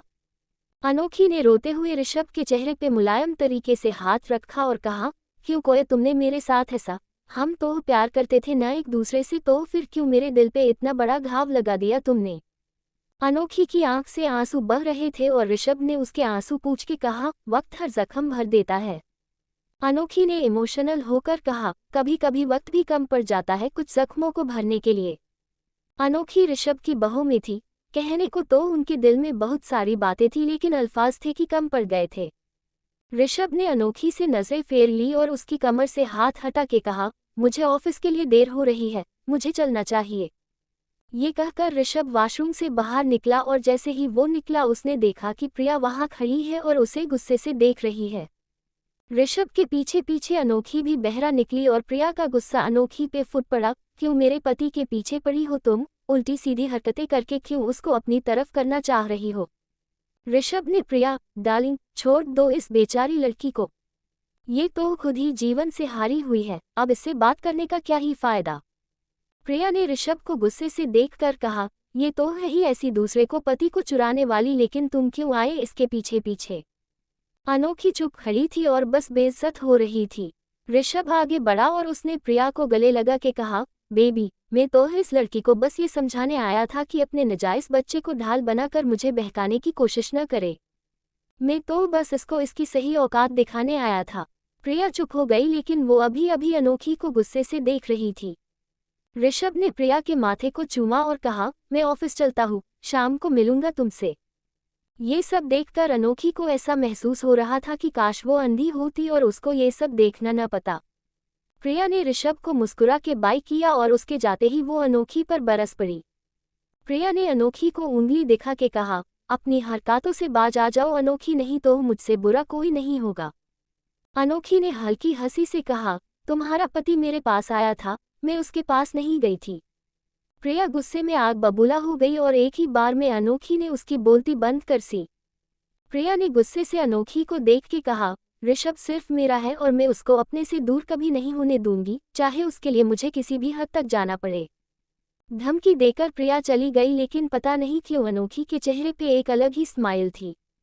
पार्वती अनोखी के कमरे में आई और उसने अनोखी को मुस्कुराते हुए देख कहा, मुझे पूरा यकीन है कि उस प्रिया और ऋषभ ने तुझे बहुत बेइज्जत किया होगा, लेकिन फिर भी तू मुस्कुरा रही है, आखिर बात क्या है। अनोखी की आंखों में चमक थी और उसने मुस्कुराते हुए कहा, माँ, ऋषभ मुझसे बहुत प्यार करता है। पार्वती ने हैरानी से कहा, ये सब तू क्या कह रही है बेटा। कल ऋषभ ने तेरे साथ इतना कुछ किया लेकिन फिर भी तू उसी का साथ दे रही है। पार्वती हैरान थी कि अनोखी के दिमाग में चल क्या रहा है। अनोखी ने हंसते हुए कहा, माँ, आज ऋषभ की आंखों में मैंने अपने लिए परवाह देखी है और मेरा दिल कहता है कि वो मुझसे बहुत प्यार करता है और ज़रूर वो किसी मुसीबत में ही फंसा हुआ होगा। पार्वती ने कहा, पता नहीं तूने ऐसा क्या देख लिया, लेकिन ध्यान रखियो कहीं फिर से तेरा दिल न टूट जाए। अनोखी ने हाँ में सर हिलाया और उसके दिल में फिर से उम्मीद जग गई। क्या अनोखी सच्चाई तक पहुंच पाएंगी। तारांकन 3 घंटे बाद ऋषभ उन्हें ऑफिस में बैठा हुआ था और बस अनोखी के बारे में ही सोच रहा था। ऋषभ ने पछतावे में कहा, क्या अनोखी कभी मुझे माफ कर पाएंगी? क्या वो कभी समझ पाएंगी कि मैंने ऐसा क्यों किया? ऋषभ अनोखी के बारे में ही सोचे जा रही थी जब उसकी सेक्रेटरी अंदर आई और उसने कहा, सर आपसे मिलने आपकी वाइफ आई है। ऋषभ ने अपने माथे पे फ्रस्ट्रेट होकर हाथ रखा और कहा, प्रिया क्यों आई है अब यहाँ पर? जितना मैं उससे सुर जाना चाहता हूँ उतना ही वो मेरे करीब आती जा रही है। ऋषभ ने सेक्रेटरी को इशारा करके कहा, अंदर भेजो उसको। सेक्रेटरी सर झुकाकर चली गई। थोड़ी देर बाद केबिन में अनोखी आई। अनोखी को देखकर ऋषभ शॉक हो गया और उसने कहा, तुम यहाँ क्या कर रही हो? ऋषभ अपनी जगह से खड़ा हो गया। अनोखी मुस्कुराती हुई उसके पास आकर खड़ी हो गई। ऋषभ और अनोखी एक दूसरे को देख रहे थे जब अनोखी ने ऋषभ का हाथ लेकर अपने पेट पे रख दिया और कहा, हमारा बच्चा तुम्हें याद कर रहा था तो सोचा कि तुम्हारे पास ही आ जाओ। ऋषभ ने नजरें फेर के कहा, ये क्या बकवास कर रही हो अनोखी, जाओ यहाँ से। अनोखी ऋषभ के और करीब आकर खड़ी हो गई और उसने कहा, मैं जानती हूँ तुम मुझसे प्यार करते हो, फिर तुमने क्यों किया ऐसा? मुझे वजह जाननी है ऋषभ। ऋषभ ने नजरें फेर के कहा, प्लीज अनोखी। अनोखी ऋषभ के और करीब आई और उसके गालों से अपने गाल रगड़ने लग गई। ऋषभ भी बहक रहा था और अनोखी ने उससे धीरे से कहा, बताओ ना प्लीज बात क्या है? अनोखी ने ऋषभ के दोनों गालों पर हाथ रखा और उसके होठ से अपने होठ लगा के कहा, बताओ प्लीज। ऋषभ और बर्दाश्त नहीं कर पा रहा था और वो सच बताने ही वाला था कि इतने में उसके ऑफिस का दरवाज़ा खोला और सामने विनय खड़ा था। विनय बहुत ज्यादा शॉक था। विनय को देखकर ऋषभ ने झट से अनोखी को धक्का दे दिया और कहा, तुम जाओ यहाँ से। अनोखी ने कहा, लेकिन ऋषभ ने चिल्लाकर कहा, अनोखी मैंने कहा जाओ यहाँ से। ऋषभ का गुस्सा देखकर अनोखी निराश होकर चली गई और विनय ने गुस्से में कहा, अब तुम मेरी बहन के पति हो लेकिन तुम्हारी आशिकी है कि छूटने का नाम ही नहीं ले रही। ऋषभ ने चीढ़ के कहा, तुम्हारी बहन से प्यार की खातिर शादी नहीं की है मैंने बल्कि मजबूरी में की है। विनय ने अपने गुस्से को कंट्रोल किया और ऋषभ ने इमोशनल होने का नाटक करते हुए कहा, क्या तुम बस 1 महीना नहीं दे सकते मेरी बहन को? उस बेचारी ने तुम्हारा सालों भर इंतजार किया है यार, तुम बस 2 दिन में ही थक गए। ऋषभ ने परेशान होकर कहा, तुम समझ नहीं रहे हो, अनोखी से प्यार करता हूं मैं और उसको नहीं देख पा रहा मैं ऐसे। विनय ने कहा, लेकिन प्रिया का तो सोच, कुछ चांद सा दे तो उसे सुकून से लेने दे या फिर तू चाहता है कि इस दुनिया से वो रोते हुए विदा ले? ऋषभ ने कहा, मैं भी प्रिया को खुश देखना चाहता हूँ, लेकिन मैं अनोखी से और झूठ नहीं बोल सकता। मुझे यकीन है कि वो मुझे जरूर समझेगी। विनय ने ऋषभ के कंधे पर हाथ रख के कहा, एक औरत सब कुछ बात सकती है लेकिन अपनी मोहब्बत कभी नहीं। इस पल अनोखी को सच पता चलेगा वो प्रिया को निकाल फेंकेगी, तब मेरी बहन अपनी मौत आने से पहले ही मर जाएंगी। ऋषभ चुप हो गया और विनय ने उस पर इल्जाम लगाते हुए कहा, तूने मेरी बहन को झूठे वादे किए प्यार के, अब उसे ऐसे ही छोड़ देगा जब वो कैंसर के लास्ट स्टेज पर है। ऋषभ अनोखी से मिलने से पहले बहुत ही कठोर था लेकिन जब से अनोखी उसकी जिंदगी में आई है तब से ऋषभ का दिल में भी इमोशंस आ गए हैं। विनय ने ऋषभ को और गिल्ट में डालने कर लिए अपने घुटने पे बैठ गया और रोते हुए कहने लगा, मेरी बहन ने बहुत प्यार किया है तुमसे, तुम होना वादा तो नहीं है पाए लेकिन दोस्ती ही निभा दो, और रही बात अनोखी की तो मैं खुद उसे सच बताऊंगा। क्या ऋषभ फिर से विनय की बातों में आ जाएगा और अपनी बेइंतहा बहुत में खुद ही आग लगा देगा? तारांकन रात के 9:30 बजे ऋषभ का कमरा एकदम सजा हुआ था। बिस्तर पर गुलाब के फूल लगे हुए थे और सारी जगह कैंडल्स लगी हुई थी। सब कुछ बहुत ही रोमांटिक लग रहा था और शीशे के सामने रेड कलर की ट्रांसपेरेंट नाइटी पहने प्रिया खड़ी थी। प्रिया ने चेहरे पे डार्क लिपस्टिक लगा रखी थी और अपने लंबे बाल खोल रखे थे। आज प्रिया के चेहरे पे एक अलग सा ही नूर था और उसने होने बाल बनाते हुए कहा, कल तो मेरी सुहाग रात बन नहीं पाए लेकिन आज मैं ऋषभ को अपना बना के ही रहूंगी, चाहे उसके लिए मुझे किसी भी हद तक जाना पड़े। प्रिया अपनी अलमारी की तरफ गई और होने पर्स में से एक वाइट रंग की गोली निकाली। प्रिया ने उस गोली को शैंपेन के गिलास में डाल के कहा, आज तुम्हें हर जगह में ही दिखाई दूंगी ऋषभ, तुम खुद ही मेरे पास आओगे और मुझसे गिड़गिड़ा के कहोगे कि मैं तुम्हारे शरीर की गर्मी अपने शरीर से मिटा दूं। क्या होगा अब ऋषभ का? क्या वो प्रिया के दिए हुए ड्रग से बेहाल जाएगा और अनोखी के प्यार को भूल जाएगा? ... अनोखी का बस दिल ही जानता था कि उसने अपने आप को कैसे संभाला। ऋषभ ने प्रिया की कमर पर हाथ रख के कहा, तुम ठीक तो हो? प्रिया ने मुस्कुराते हुए हाँ में जवाब दिया और ऋषभ ने उसकी कमर से हाथ हटा लिया और दोनों सीढ़ियों से उतरकर ब्रेकफास्ट टेबल पर बैठने ही वाले थे कि प्रिया ने अनोखी को डेल कर मुंह बना के कहा, कल तुम्हारी इतनी बेइज्जती हुई लेकिन फिर यहाँ से गई नहीं तुम। अनोखी ने नारे झुका ली और ऋषभ को ये सब सुनकर बहुत गुस्सा आ रहा था लेकिन वो मजबूरी की खातिर चुप था। प्रिया ने अनोखी को और ताने देते हुए कहा, बहुत ही बेशरम लड़की हो तुम। प्रिया अनोखी को सुनाए जा रही थी जब पीछे से पार्वती आई और उसने कहा, अपनी जुबान को लगान दो, अनोखी मेरी बेटी है और वो इसी घर में रहेगी। पार्वती प्रिया के सामने आकर खड़ी हो गई अनोखी की ढाल बनके। प्रिया ने चीढ़ के कहा, सासू माँ, मैं इस घर की बहू हूँ और ये लड़की मुझे बिल्कुल नहीं पसंद, मैं इसको एक आंख भी पसंद नहीं करती। पार्वती ने अनोखी का हाथ पकड़ के कहा, मुझे कोई फर्क नहीं पता कि तुम किसको पसंद करती हो और किसको नहीं, लेकिन अनोखी यहाँ से कहीं नहीं जाएंगी। प्रिया कुछ बोलने ही वाली थी कि पार्वती ने कहा, हे मेरा घर है और यहाँ पर कौन रहेगा और कौन नहीं इसका फैसला सिर्फ मैं करूँगी और कोई नहीं। प्रिया गुस्से में आग बबूला हो गई और ऋषभ ने उसका हाथ पकड़ के कहा, बेबी तुम क्यों स्ट्रेस ले रही हो? मेरी बीवी तुम हो और मुझे और किसी से कोई फर्क नहीं पता। ऋषभ अनोखी को अपने आप से दूर नहीं होने दे सकता था, इसलिए प्रिया को बहका रहा था। ये सुनकर अनोखी के दिल को बहुत बुरे तरीके टूट गया लेकिन प्रिया बहुत ज्यादा खुश हो गई और उसने ऋषभ के गालों को हाथ लगा के कहा, तुम सही कह रहे हो बेबी, जब तुम्हारे दिल में ही मैं हूं तो क्या फर्क पता है कि तुम्हारे घर में कौन है। प्रिया ऋषभ को प्यारे देख रही थी, लेकिन ऋषभ ने ज्यादा बात लंबी नहीं खींच और ब्रेकफास्ट टेबल पे बैठ गया नाश्ते के लिए। अनोखी से बिल्कुल भी ऋषभ और प्रिया को साथ नहीं देखा जा रहा था, तो उसने पार्वती का हाथ पकड़ के धीरे से कहा, माँ, मुझसे नहीं होगा, मैं नहीं सामना कर सकती। अनोखी की आंखों में आंसू आ गए थे और बहुत ज्यादा बेबस महसूस कर रही थी अपने आप को। पार्वती नव उससे स्ट्रिक्ट होकर कहा, किसी से भी डरने की जरूरत नहीं है, मैं हूं ना तुम्हारे साथ। पार्वती अनोखी का हाथ पकड़कर उसे ब्रेकफास्ट टेबल पर लेकर गई और वो दोनों चेयर पे बैठ गया। अनोखी और ऋषभ आमने सामने बैठे थे। ऋषभ का बहुत मन कर रहा था कि वो अनोखी को देखे और उसकी आंखों के सारे आंसू चुरा ले, लेकिन वो मजबूर था। ऋषभ ने होने दिल को समझा के कहा, बाद 1 महीना है, प्रिया भी खुशी खुशी इस दुनिया से विदा ले लेंगी और मैं और अनोखी हमेशा के लिए साथ हो जाएंगे।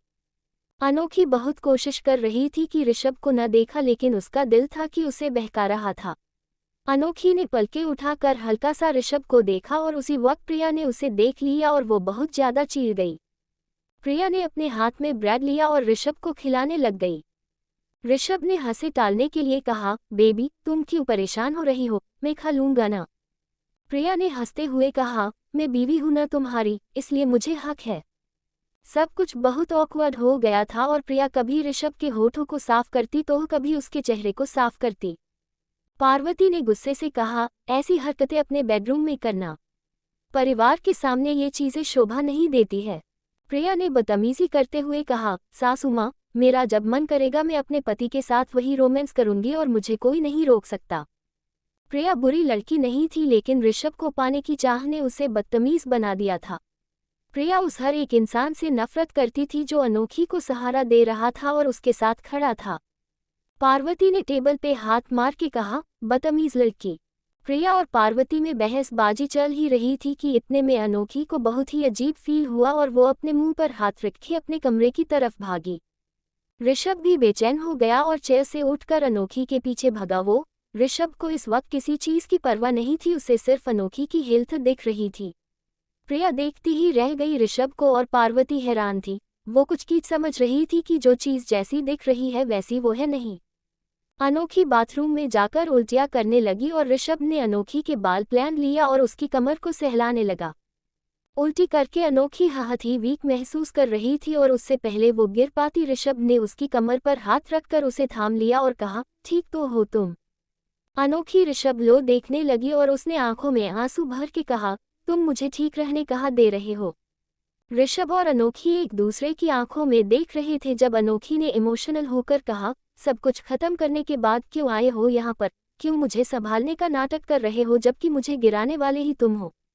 ऋषभ चुप खड़ा था, लेकिन उसके दिल में तूफान चल रहा था। अनोखी ने रोते हुए ऋषभ के चेहरे पे मुलायम तरीके से हाथ रखा और कहा, क्यों कोई तुमने मेरे साथ ऐसा, हम तो प्यार करते थे ना एक दूसरे से, तो फिर क्यों मेरे दिल पे इतना बड़ा घाव लगा दिया तुमने। अनोखी की आंख से आंसू बह रहे थे और ऋषभ ने उसके आंसू पूछ के कहा, वक्त हर जख्म भर देता है। अनोखी ने इमोशनल होकर कहा, कभी कभी वक्त भी कम पड़ जाता है कुछ जख्मों को भरने के लिए। अनोखी ऋषभ की बाहों में थी, कहने को तो उनके दिल में बहुत सारी बातें थी, लेकिन अल्फाज थे कि कम पड़ गए थे। ऋषभ ने अनोखी से नजरें फेर ली और उसकी कमर से हाथ हटा के कहा, मुझे ऑफिस के लिए देर हो रही है, मुझे चलना चाहिए। ये कहकर ऋषभ वॉशरूम से बाहर निकला और जैसे ही वो निकला उसने देखा कि प्रिया वहां खड़ी है और उसे गुस्से से देख रही है। ऋषभ के पीछे पीछे अनोखी भी बहरा निकली और प्रिया का गुस्सा अनोखी पे फूट पड़ा, क्यों मेरे पति के पीछे पड़ी हो तुम, उल्टी सीधी हरकतें करके क्यों उसको अपनी तरफ करना चाह रही हो। ऋषभ ने प्रिया, डार्लिंग, छोड़ दो इस बेचारी लड़की को, ये तो खुद ही जीवन से हारी हुई है, अब इससे बात करने का क्या ही फायदा। प्रिया ने ऋषभ को गुस्से से देखकर कहा, ये तो है ही ऐसी दूसरे को पति को चुराने वाली, लेकिन तुम क्यों आए इसके पीछे पीछे। अनोखी चुप खड़ी थी और बस बेइज्जत हो रही थी। ऋषभ आगे बढ़ा और उसने प्रिया को गले लगा के कहा, बेबी, मैं तो इस लड़की को बस ये समझाने आया था कि अपने नाजायज बच्चे को ढाल बनाकर मुझे बहकाने की कोशिश न करे, मैं तो बस इसको इसकी सही औकात दिखाने आया था। प्रिया चुप हो गई, लेकिन वो अभी अभी अनोखी को गुस्से से देख रही थी। ऋषभ ने प्रिया के माथे को चूमा और कहा, मैं ऑफिस चलता हूँ, शाम को मिलूंगा तुमसे। ये सब देखकर अनोखी को ऐसा महसूस हो रहा था कि काश वो अंधी होती और उसको ये सब देखना न पता। प्रिया ने ऋषभ को मुस्कुरा के बाय किया और उसके जाते ही वो अनोखी पर बरस पड़ी। प्रिया ने अनोखी को उंगली दिखा के कहा, अपनी हरकतों से बाज आ जाओ अनोखी, नहीं तो मुझसे बुरा कोई नहीं होगा। अनोखी ने हल्की हंसी से कहा, तुम्हारा पति मेरे पास आया था, मैं उसके पास नहीं गई थी। प्रिया गुस्से में आग बबूला हो गई और एक ही बार में अनोखी ने उसकी बोलती बंद कर सी।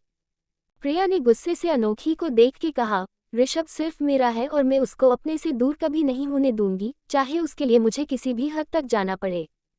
धमकी देकर प्रिया चली गई, लेकिन पता नहीं क्यों अनोखी के चेहरे पे एक अलग ही स्माइल थी। पार्वती अनोखी के कमरे में आई और उसने अनोखी को मुस्कुराते हुए देख कहा, मुझे पूरा यकीन है कि उस प्रिया और ऋषभ ने तुझे बहुत बेइज्जत किया होगा, लेकिन फिर भी तू मुस्कुरा रही है, आखिर बात क्या है? अनोखी की आंखों में चमक थी और उसने मुस्कुराते हुए कहा, माँ, ऋषभ मुझसे बहुत प्यार करता है। पार्वती ने हैरानी से कहा, ये सब तू क्या कह रही है बेटा?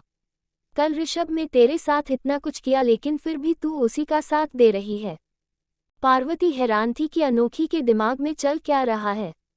अनोखी ने हंसते हुए कहा, माँ, आज ऋषभ की आंखों में मैंने अपने लिए परवाह देखी है और मेरा दिल कहता है कि वो मुझसे बहुत प्यार करता है और ज़रूर वो किसी मुसीबत में ही फंसा हुआ होगा।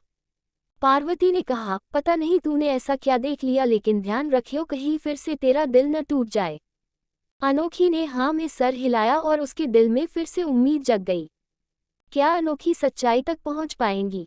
तारांकन। 3 घंटे बाद ऋषभ उन्हें ऑफिस में बैठा हुआ था और बस अनोखी के बारे में ही सोच रहा था। ऋषभ ने पछतावे में कहा, क्या अनोखी कभी मुझे माफ कर पाएंगी? क्या वो कभी समझ पाएंगी कि मैंने ऐसा क्यों किया? ऋषभ अनोखी के बारे में ही सोचे जा रही थी जब उसकी सेक्रेटरी अंदर आई और उसने कहा, सर आपसे मिलने आपकी वाइफ आई है। ऋषभ ने अपने माथे पे फ्रस्ट्रेट होकर हाथ रखा और कहा, प्रिया क्यों आई है अब यहाँ पर? जितना मैं उससे सुर जाना चाहता हूँ, उतना ही वो मेरे करीब आती जा रही है। ऋषभ ने सेक्रेटरी को इशारा करके कहा, अंदर भेजो उसको। सेक्रेटरी सर झुकाकर चली गई। थोड़ी देर बाद केबिन में अनोखी आई। अनोखी को देखकर ऋषभ शॉक हो गया और उसने कहा, तुम यहाँ क्या कर रही हो? ऋषभ अपनी जगह से खड़ा हो गया। अनोखी मुस्कुराती हुई उसके पास आकर खड़ी हो गई। ऋषभ और अनोखी एक दूसरे को देख रहे थे जब अनोखी ने ऋषभ का हाथ लेकर अपने पेट पे रख दिया और कहा, हमारा बच्चा तुम्हें याद कर रहा था तो सोचा कि तुम्हारे पास ही आ जाओ। ऋषभ ने नजरें फेर के कहा, ये क्या बकवास कर रही हो अनोखी? जाओ यहाँ से। अनोखी ऋषभ के और करीब आकर खड़ी हो गई और उसने कहा, मैं जानती हूँ तुम मुझसे प्यार करते हो, फिर तुमने क्यों किया ऐसा? मुझे वजह जाननी है ऋषभ। ऋषभ ने नजरें फेर के कहा, प्लीज अनोखी। अनोखी ऋषभ के और करीब आई और उसके गालों से अपने गाल रगड़ने लग गई। ऋषभ भी बहक रहा था और अनोखी ने उससे धीरे से कहा, बताओ ना प्लीज बात क्या है? अनोखी ने ऋषभ के दोनों गालों पर हाथ रखा और उसके होठ से अपने होठ लगा के कहा, बताओ प्लीज। ऋषभ और बर्दाश्त नहीं कर पा रहा था और वो सच बताने ही वाला था कि इतने में उसके ऑफिस का दरवाज़ा खोला और सामने विनय खड़ा था। विनय बहुत ज्यादा शॉक था। विनय को देखकर ऋषभ ने झट से अनोखी को धक्का दे दिया और कहा, तुम जाओ यहाँ से। अनोखी ने कहा, लेकिन ऋषभ। ऋषभ ने चिल्लाकर कहा, अनोखी मैंने कहा जाओ यहाँ से।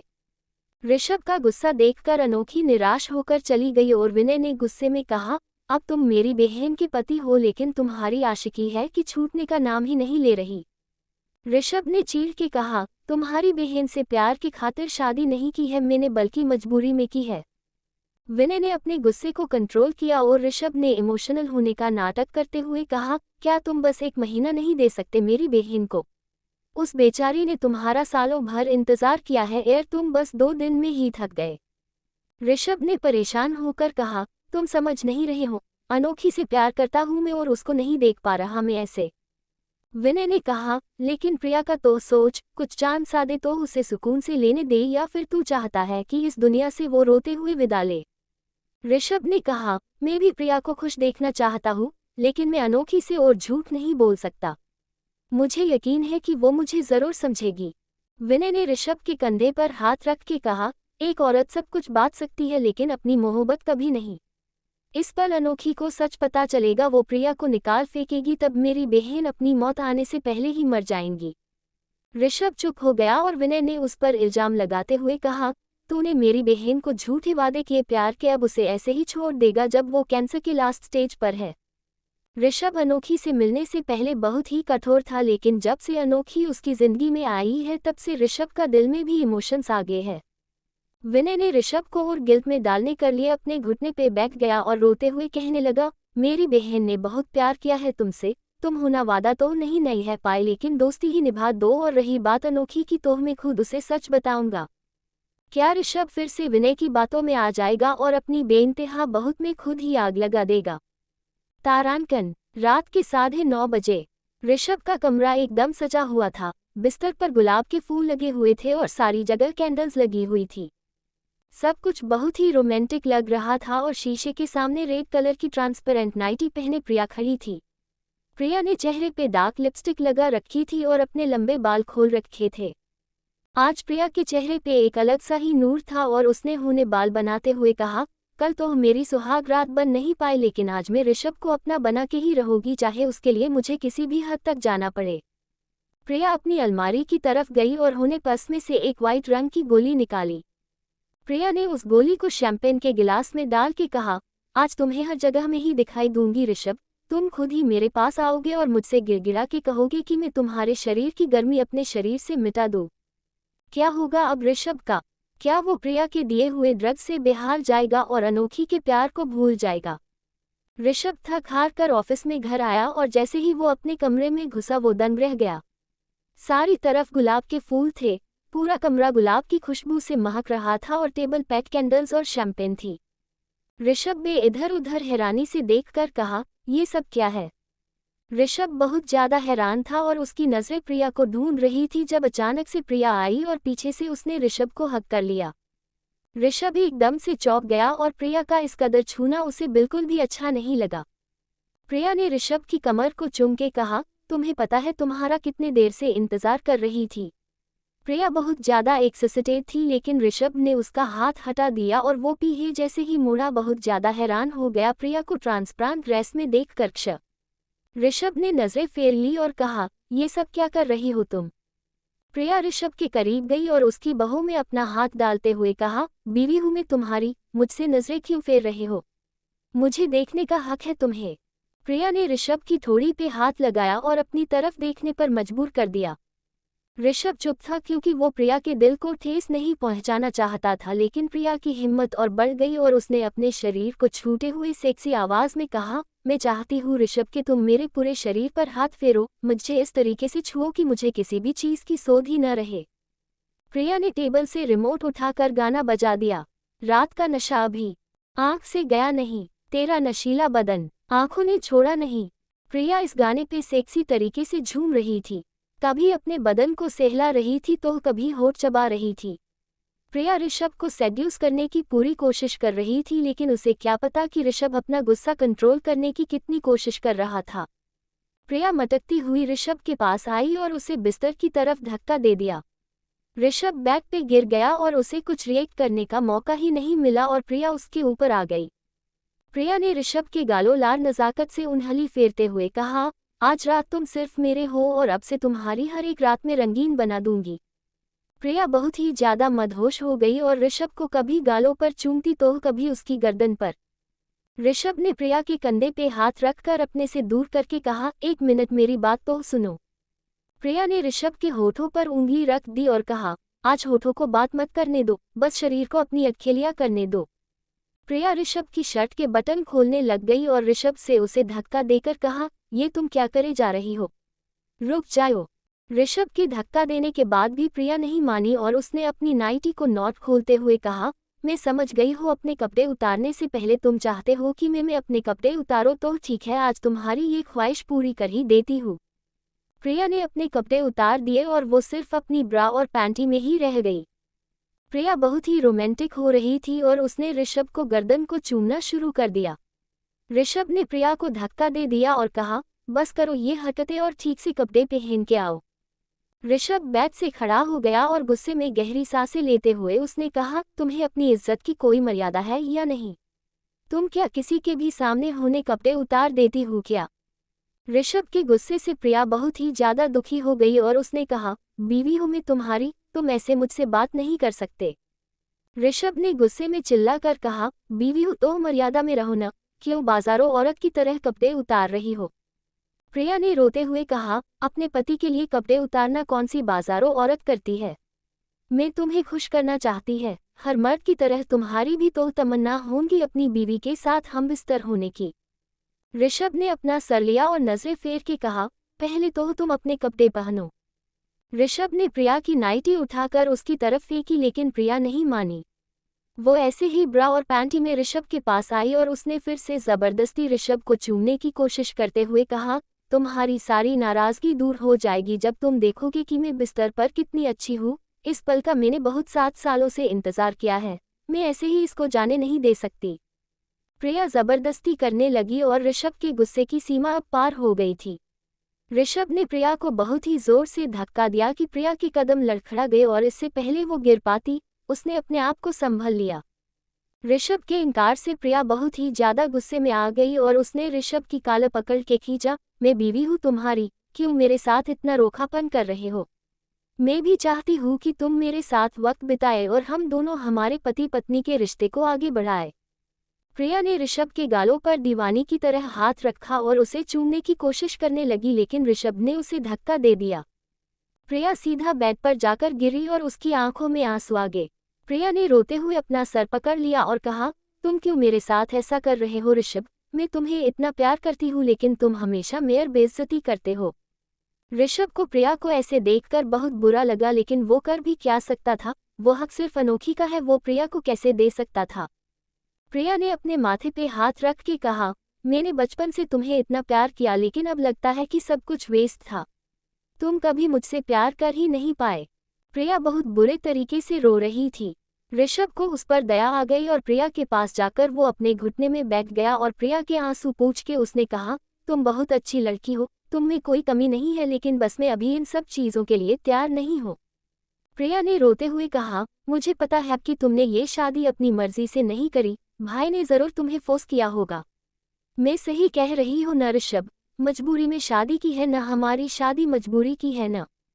ऋषभ ने प्रिया के आंसू पूछ के कहा, ऐसा कुछ भी नहीं है, बस मुझे थोड़ा वक्त दो, मैं सब ठीक कर दूंगा। प्रिया नहीं मानी और बार बार यही कह रही थी कि तुम नहीं करते मुझसे प्यार, तुम्हारे दिल में सिर्फ अनोखी है।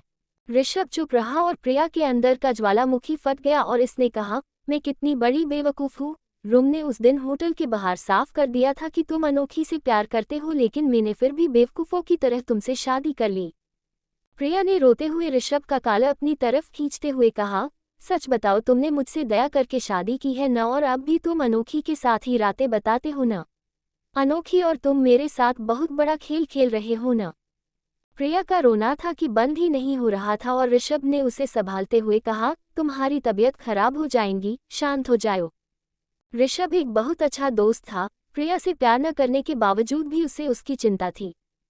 प्रिया ने रोते हुए कहा, ज्यादा से ज्यादा मर ही जाऊंगी न, इससे ज्यादा तो कुछ नहीं होगा न। ऋषभ ने रोती हुई प्रिया को दिलासा देने के लिए उसे गले से लगा लिया और कहा, बस कुछ वक्त और सब ठीक कर दूंगा मैं।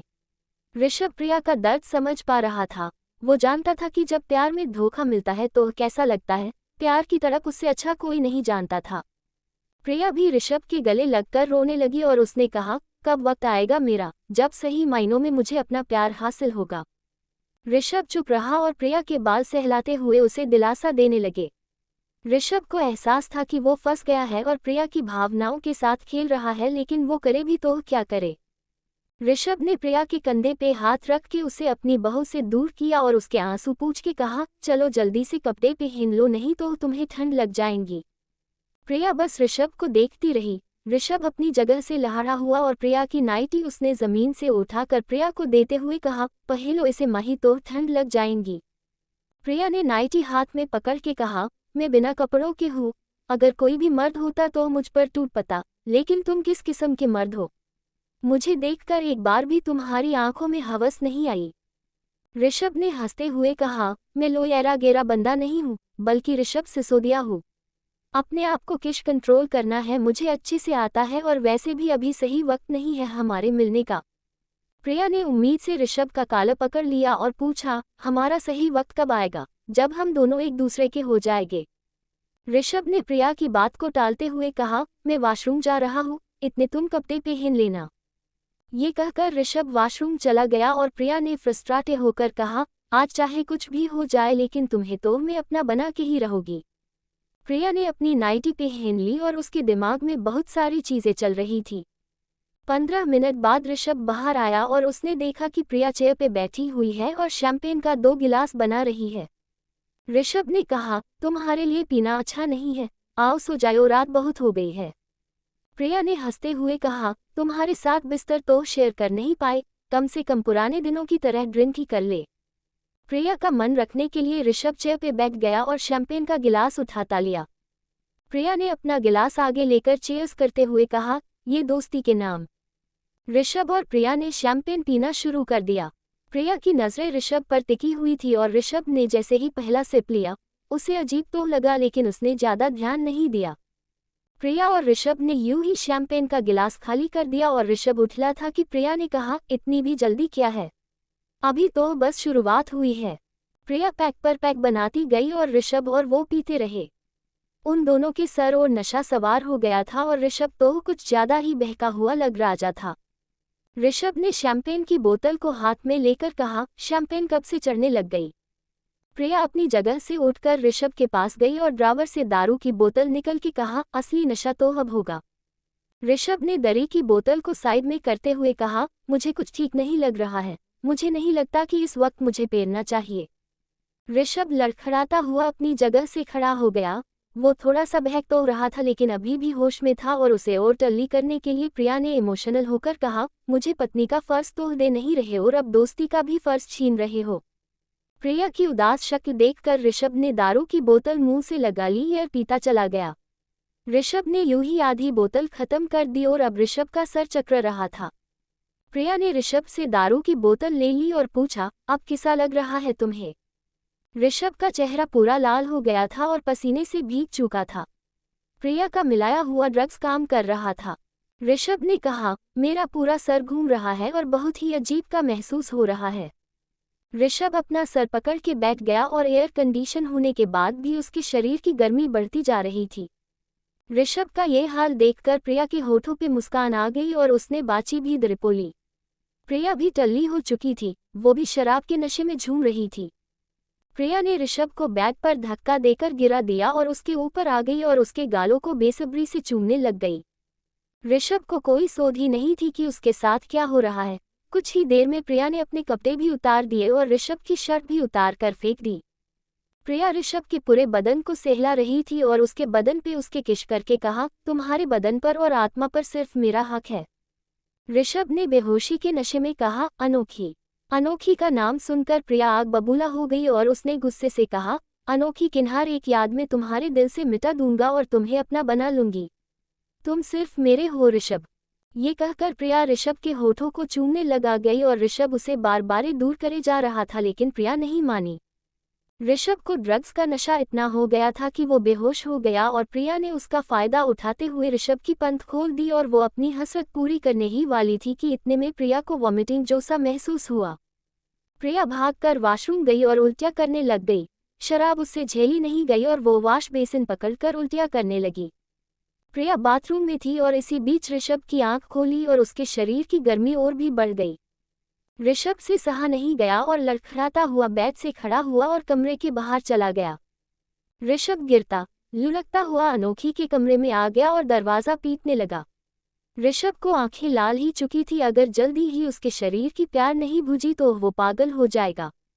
कुछ ही देर में अनोखी ने दरवाजा खोल और ऋषभ को इस हालत में देखकर वो हैरान हो गई। ऋषभ के पूरे बदन पर लिपस्टिक के निशान थे और अनोखी कुछ पूछने ही वाली थी कि ऋषभ ने अनोखी को अपनी बाहों में भर लिया और उसे चूमने लगा। क्या प्रिया का वार उल्टा पड़ जाएगा? क्या ये रात अनोखी और ऋषभ की सारी गलत फहमी दूर कर देंगी और उन्हें फिर से करीब ले आएंगी? ऋषभ अनोखी को चूमते चूमते कमरे के अंदर ले गया और उसे दीवार पर धक्का दे दिया। सबकी चेतना अचानक से हो रहा था कि अनोखी को कुछ समझ ही नहीं आया और ओहरी थोड़ी देर बाद ऋषभ की बाहों में वो भी बहक गई और उसे चूमने लगी।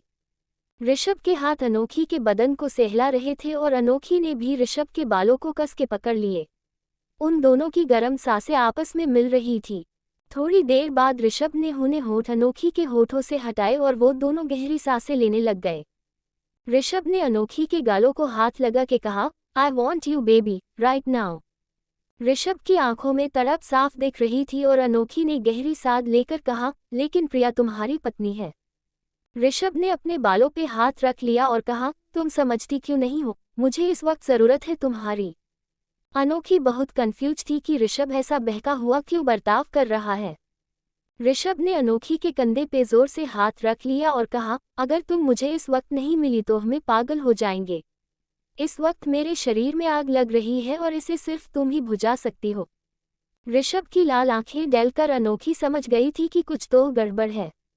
ऋषभ ने अनोखी के होठों को हल्के से चूमना शुरू कर दिया।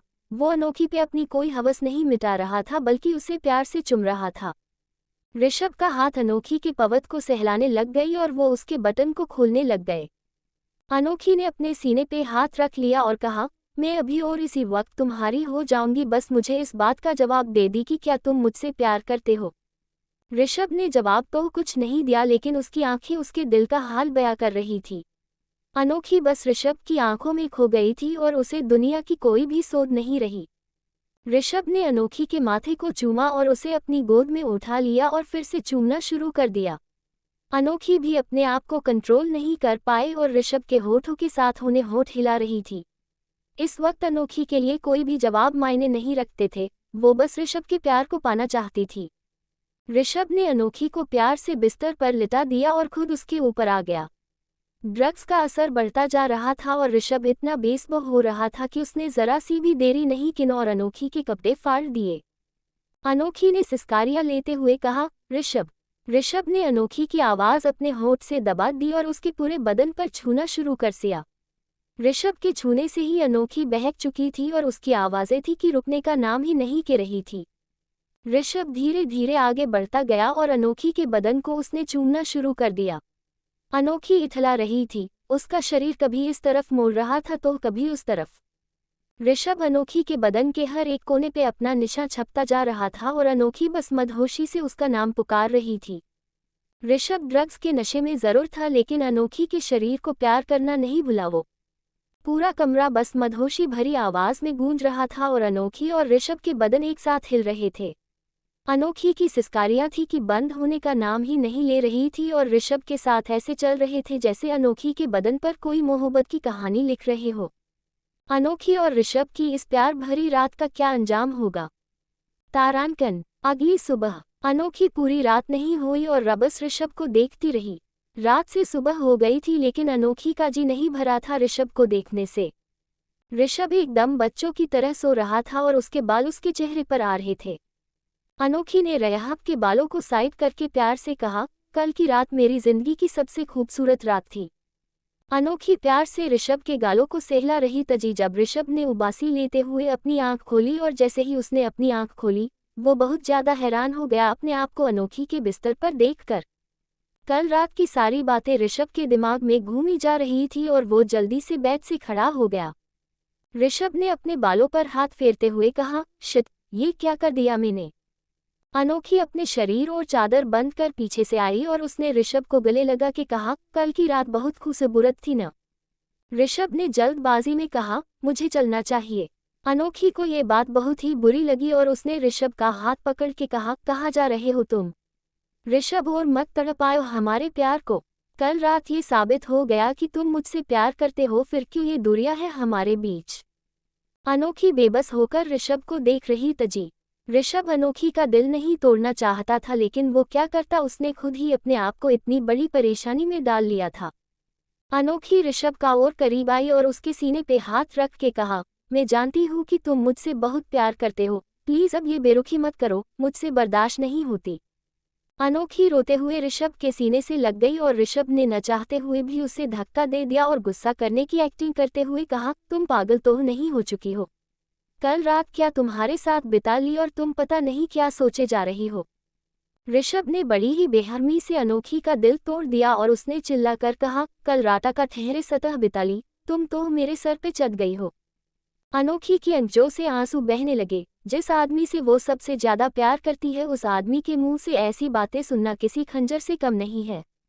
अनोखी ने इमोशनल होकर ऋषभ से कहा, तो जो कल रात हमारे बीच में हुआ वो कुछ नहीं था। ऋषभ के दिल पे भी सांप लौट रहे थे, लेकिन फिर भी उसने बड़ी आसानी से कह दिया, हाँ कुछ भी नहीं था, मेरा मन किया तुम्हारे साथ रात बिताने का तो मैंने बिता ली, तो इसमें कौन सी बड़ी बात है। अनोखी बस आंखों में आंसू लेते सुनती रही और ऋषभ ने एटीट्यूड में कहा, तुम चाहती तो मुझे रोक सकती थी, लेकिन तुम में तो खुद इतनी आग लगी हुई थी कि तुम तो जैसे मेरे छूने का ही इंतजार कर रही थी। ऋषभ ने अनोखी का मजाक उड़ाया और अनोखी ने इमोशनल होकर, मेरे प्यार को इस तरीके से बेइज्जत करके तुम ठीक नहीं कर रहे हो। अभी भी वक्त है ऋषभ, मुझे बता दो कि तुम्हारे दिमाग में क्या चल रहा है, क्योंकि मैं तुम्हारी आंखों में साफ देख सकती हूँ कि तुम प्यार करते हो मुझसे। ऋषभ ने हंसते हुए कहा, लगता है तुम्हारी आंखों में कोई प्रॉब्लम है, तभी तो तुम्हें हवस में भी प्यार नजर आता है। अनोखी का दिल बहुत दुख और ऋषभ ने उसके गालों को थपथपा के कहा, चलो अब अच्छी लड़की की तरह जल्दी से अपने कपड़े पहन लो, नहीं तो ठंड लग जाएगी। ये कहकर ऋषभ मुड़ा ही था कि एकदम से अनोखी ने अपने पेट पे हाथ रख लिया और उसकी चीख निकल गई। ऋषभ घबरा गया और अनोखी के पास भागता हुआ आया, वो क्या हुआ। अनोखी ने दर्द में अपनी आंखें बंद कर ली और कहा, पेट में दर्द हो रहा है। ऋषभ बहुत ज्यादा फहीमता में आ गया और उसने गुस्से में कहा, सब मेरी गलती है, मैं जानता हूँ कि तुम प्रेग्नेंट हो, लेकिन फिर भी कल रात मैंने वो सब किया। ये सब सुनकर अनोखी हैरान हो गई और ऋषभ को देखना लगी। अनोखी ने झट से ऋषभ का हाथ अपने पेट से हटा दिया और कहा, तजम्हे तो ये भी नहीं पता कि ये बच्चा तुम्हारा है या नहीं, फिर क्यों उसको साथ हमदर्दी दिखा रहे हो। ऋषभ ने अपनी आंखें फेर ली और फिर हंस कर कहा, कल रात तुमने मुझे इतना खुश किया तो सोचा कि तुम्हारी खैर खबर ले लो। अनोखी इमोशनल हो गई और उसने कहा, प्लीज यहाँ से चले जाओ, मेरा दिल जितना दुखाना था तुम दुख चुके हो। अनोखी की आंखों में आंसू देखकर ऋषभ का दिल भी रो रहा था, लेकिन वो मजबूरी में वहां से चल गया। ऋषभ ने जल्दी से डॉक्टर को कॉल करके घर पर बुला लिया और उसने अपने दिल पे हाथ रख कर कहा, बस कुछ वक्त और अनोखी, फिर तुम्हें और अपने बच्चे को हक से हाथ लगाओ, बस पहले पुरानी गलतियां का बोझ उतार दो। दुखी होकर ऋषभ अपने कमरे में गया और जैसे ही उसने बेड पे बैठी हुई प्रिया को देखा, वो आग बबूला हो गया। प्रिया ने बेड से खड़े होकर कहा, आई एम सॉरी ऋषभ, पता नहीं कल रात मुझे क्या हो गया था। मैं तो तुम्हारे साथ हंसी लम्हे बिताना चाहती थी, लेकिन शराब के नशे में मैं बेहोश हो गई, पता हज नहीं चला। ऋषभ गुस्से से लाल हो चुका था और प्रिया उसके पास आकर उसके सीने से चिपक गई और कहने लगी, लेकिन कोई बात नहीं, मैं अपनी कल की गलती सुधर लेती हूँ। प्रिया ऋषभ के शर्ट के बटन खोलने लग गई और ऋषभ ने उसे धक्का देकर चिल्ला कर कहा, तुम्हारी हिम्मत कैसे हुई मेरी ड्रिंक में ड्रग्स मिलाने की, समझती क्या हो तुम अपने आप को। प्रिया बहुत ज्यादा डर गई, उसने ऋषभ को इतने गुस्से में कभी नहीं देखा था। प्रिया ने हकलाते हुए कहा, मैं तुम्हें पाना चाहती थी। ऋषभ ने प्रिया को उंगली दिखा के कहा, आगे से ये करने की कोशिश भी मत करना, नहीं तो अंजाम उससे भी बुरा होगा। प्रिया ने ऋषभ की आंखों में देखते हुए कहा, अपने पति को छूना कोई गुनाह थोड़ी है, आज नहीं तो कल तुम्हें मुझे पूरे तरीके से अपनाना ही होगा। मैं तो बस तुम्हारा काम ही आसान कर रही थी। ऋषभ ने चिल्ला कर कहा, अपनी हादों में रहो प्रिया, अगर मैंने तुमसे कहा है कि मुझे तुम्हें नहीं छूना तो नहीं छूना, और अगर दोबारा ये हरकत करी तो तुम मेरा वो रूप देखूंगी जो तुम्हारे लिए अच्छा नहीं होगा। ऋषभ बहुत गुस्से में था और प्रिया वक्त की नज़ाकत को नहीं समझ रही थी। प्रिया ने ऋषभ का काला पकड़ लिया हुए रोते हुए कहा, तुम क्यों मेरे साथ ऐसा कर रहे हो, मैं तुम्हारी बीवी हूँ। मैं भी तो चाहती हूँ कि तुम मुझे छुओ और मुझे होना बना लो। मुझे तुम्हारी तड़प है ऋषभ, तुम समझते क्यों नहीं हो।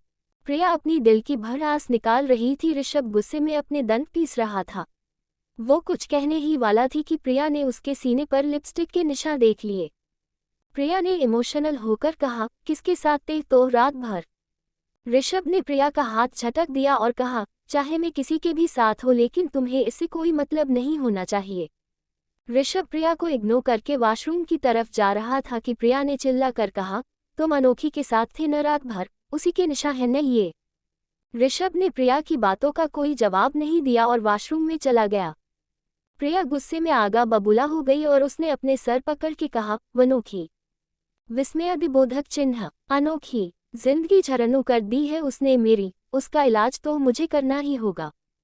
प्रिया गुस्से से कमरे से बाहर निकली और सीधा अनोखी के कमरे में गई और अंदर घुस गई।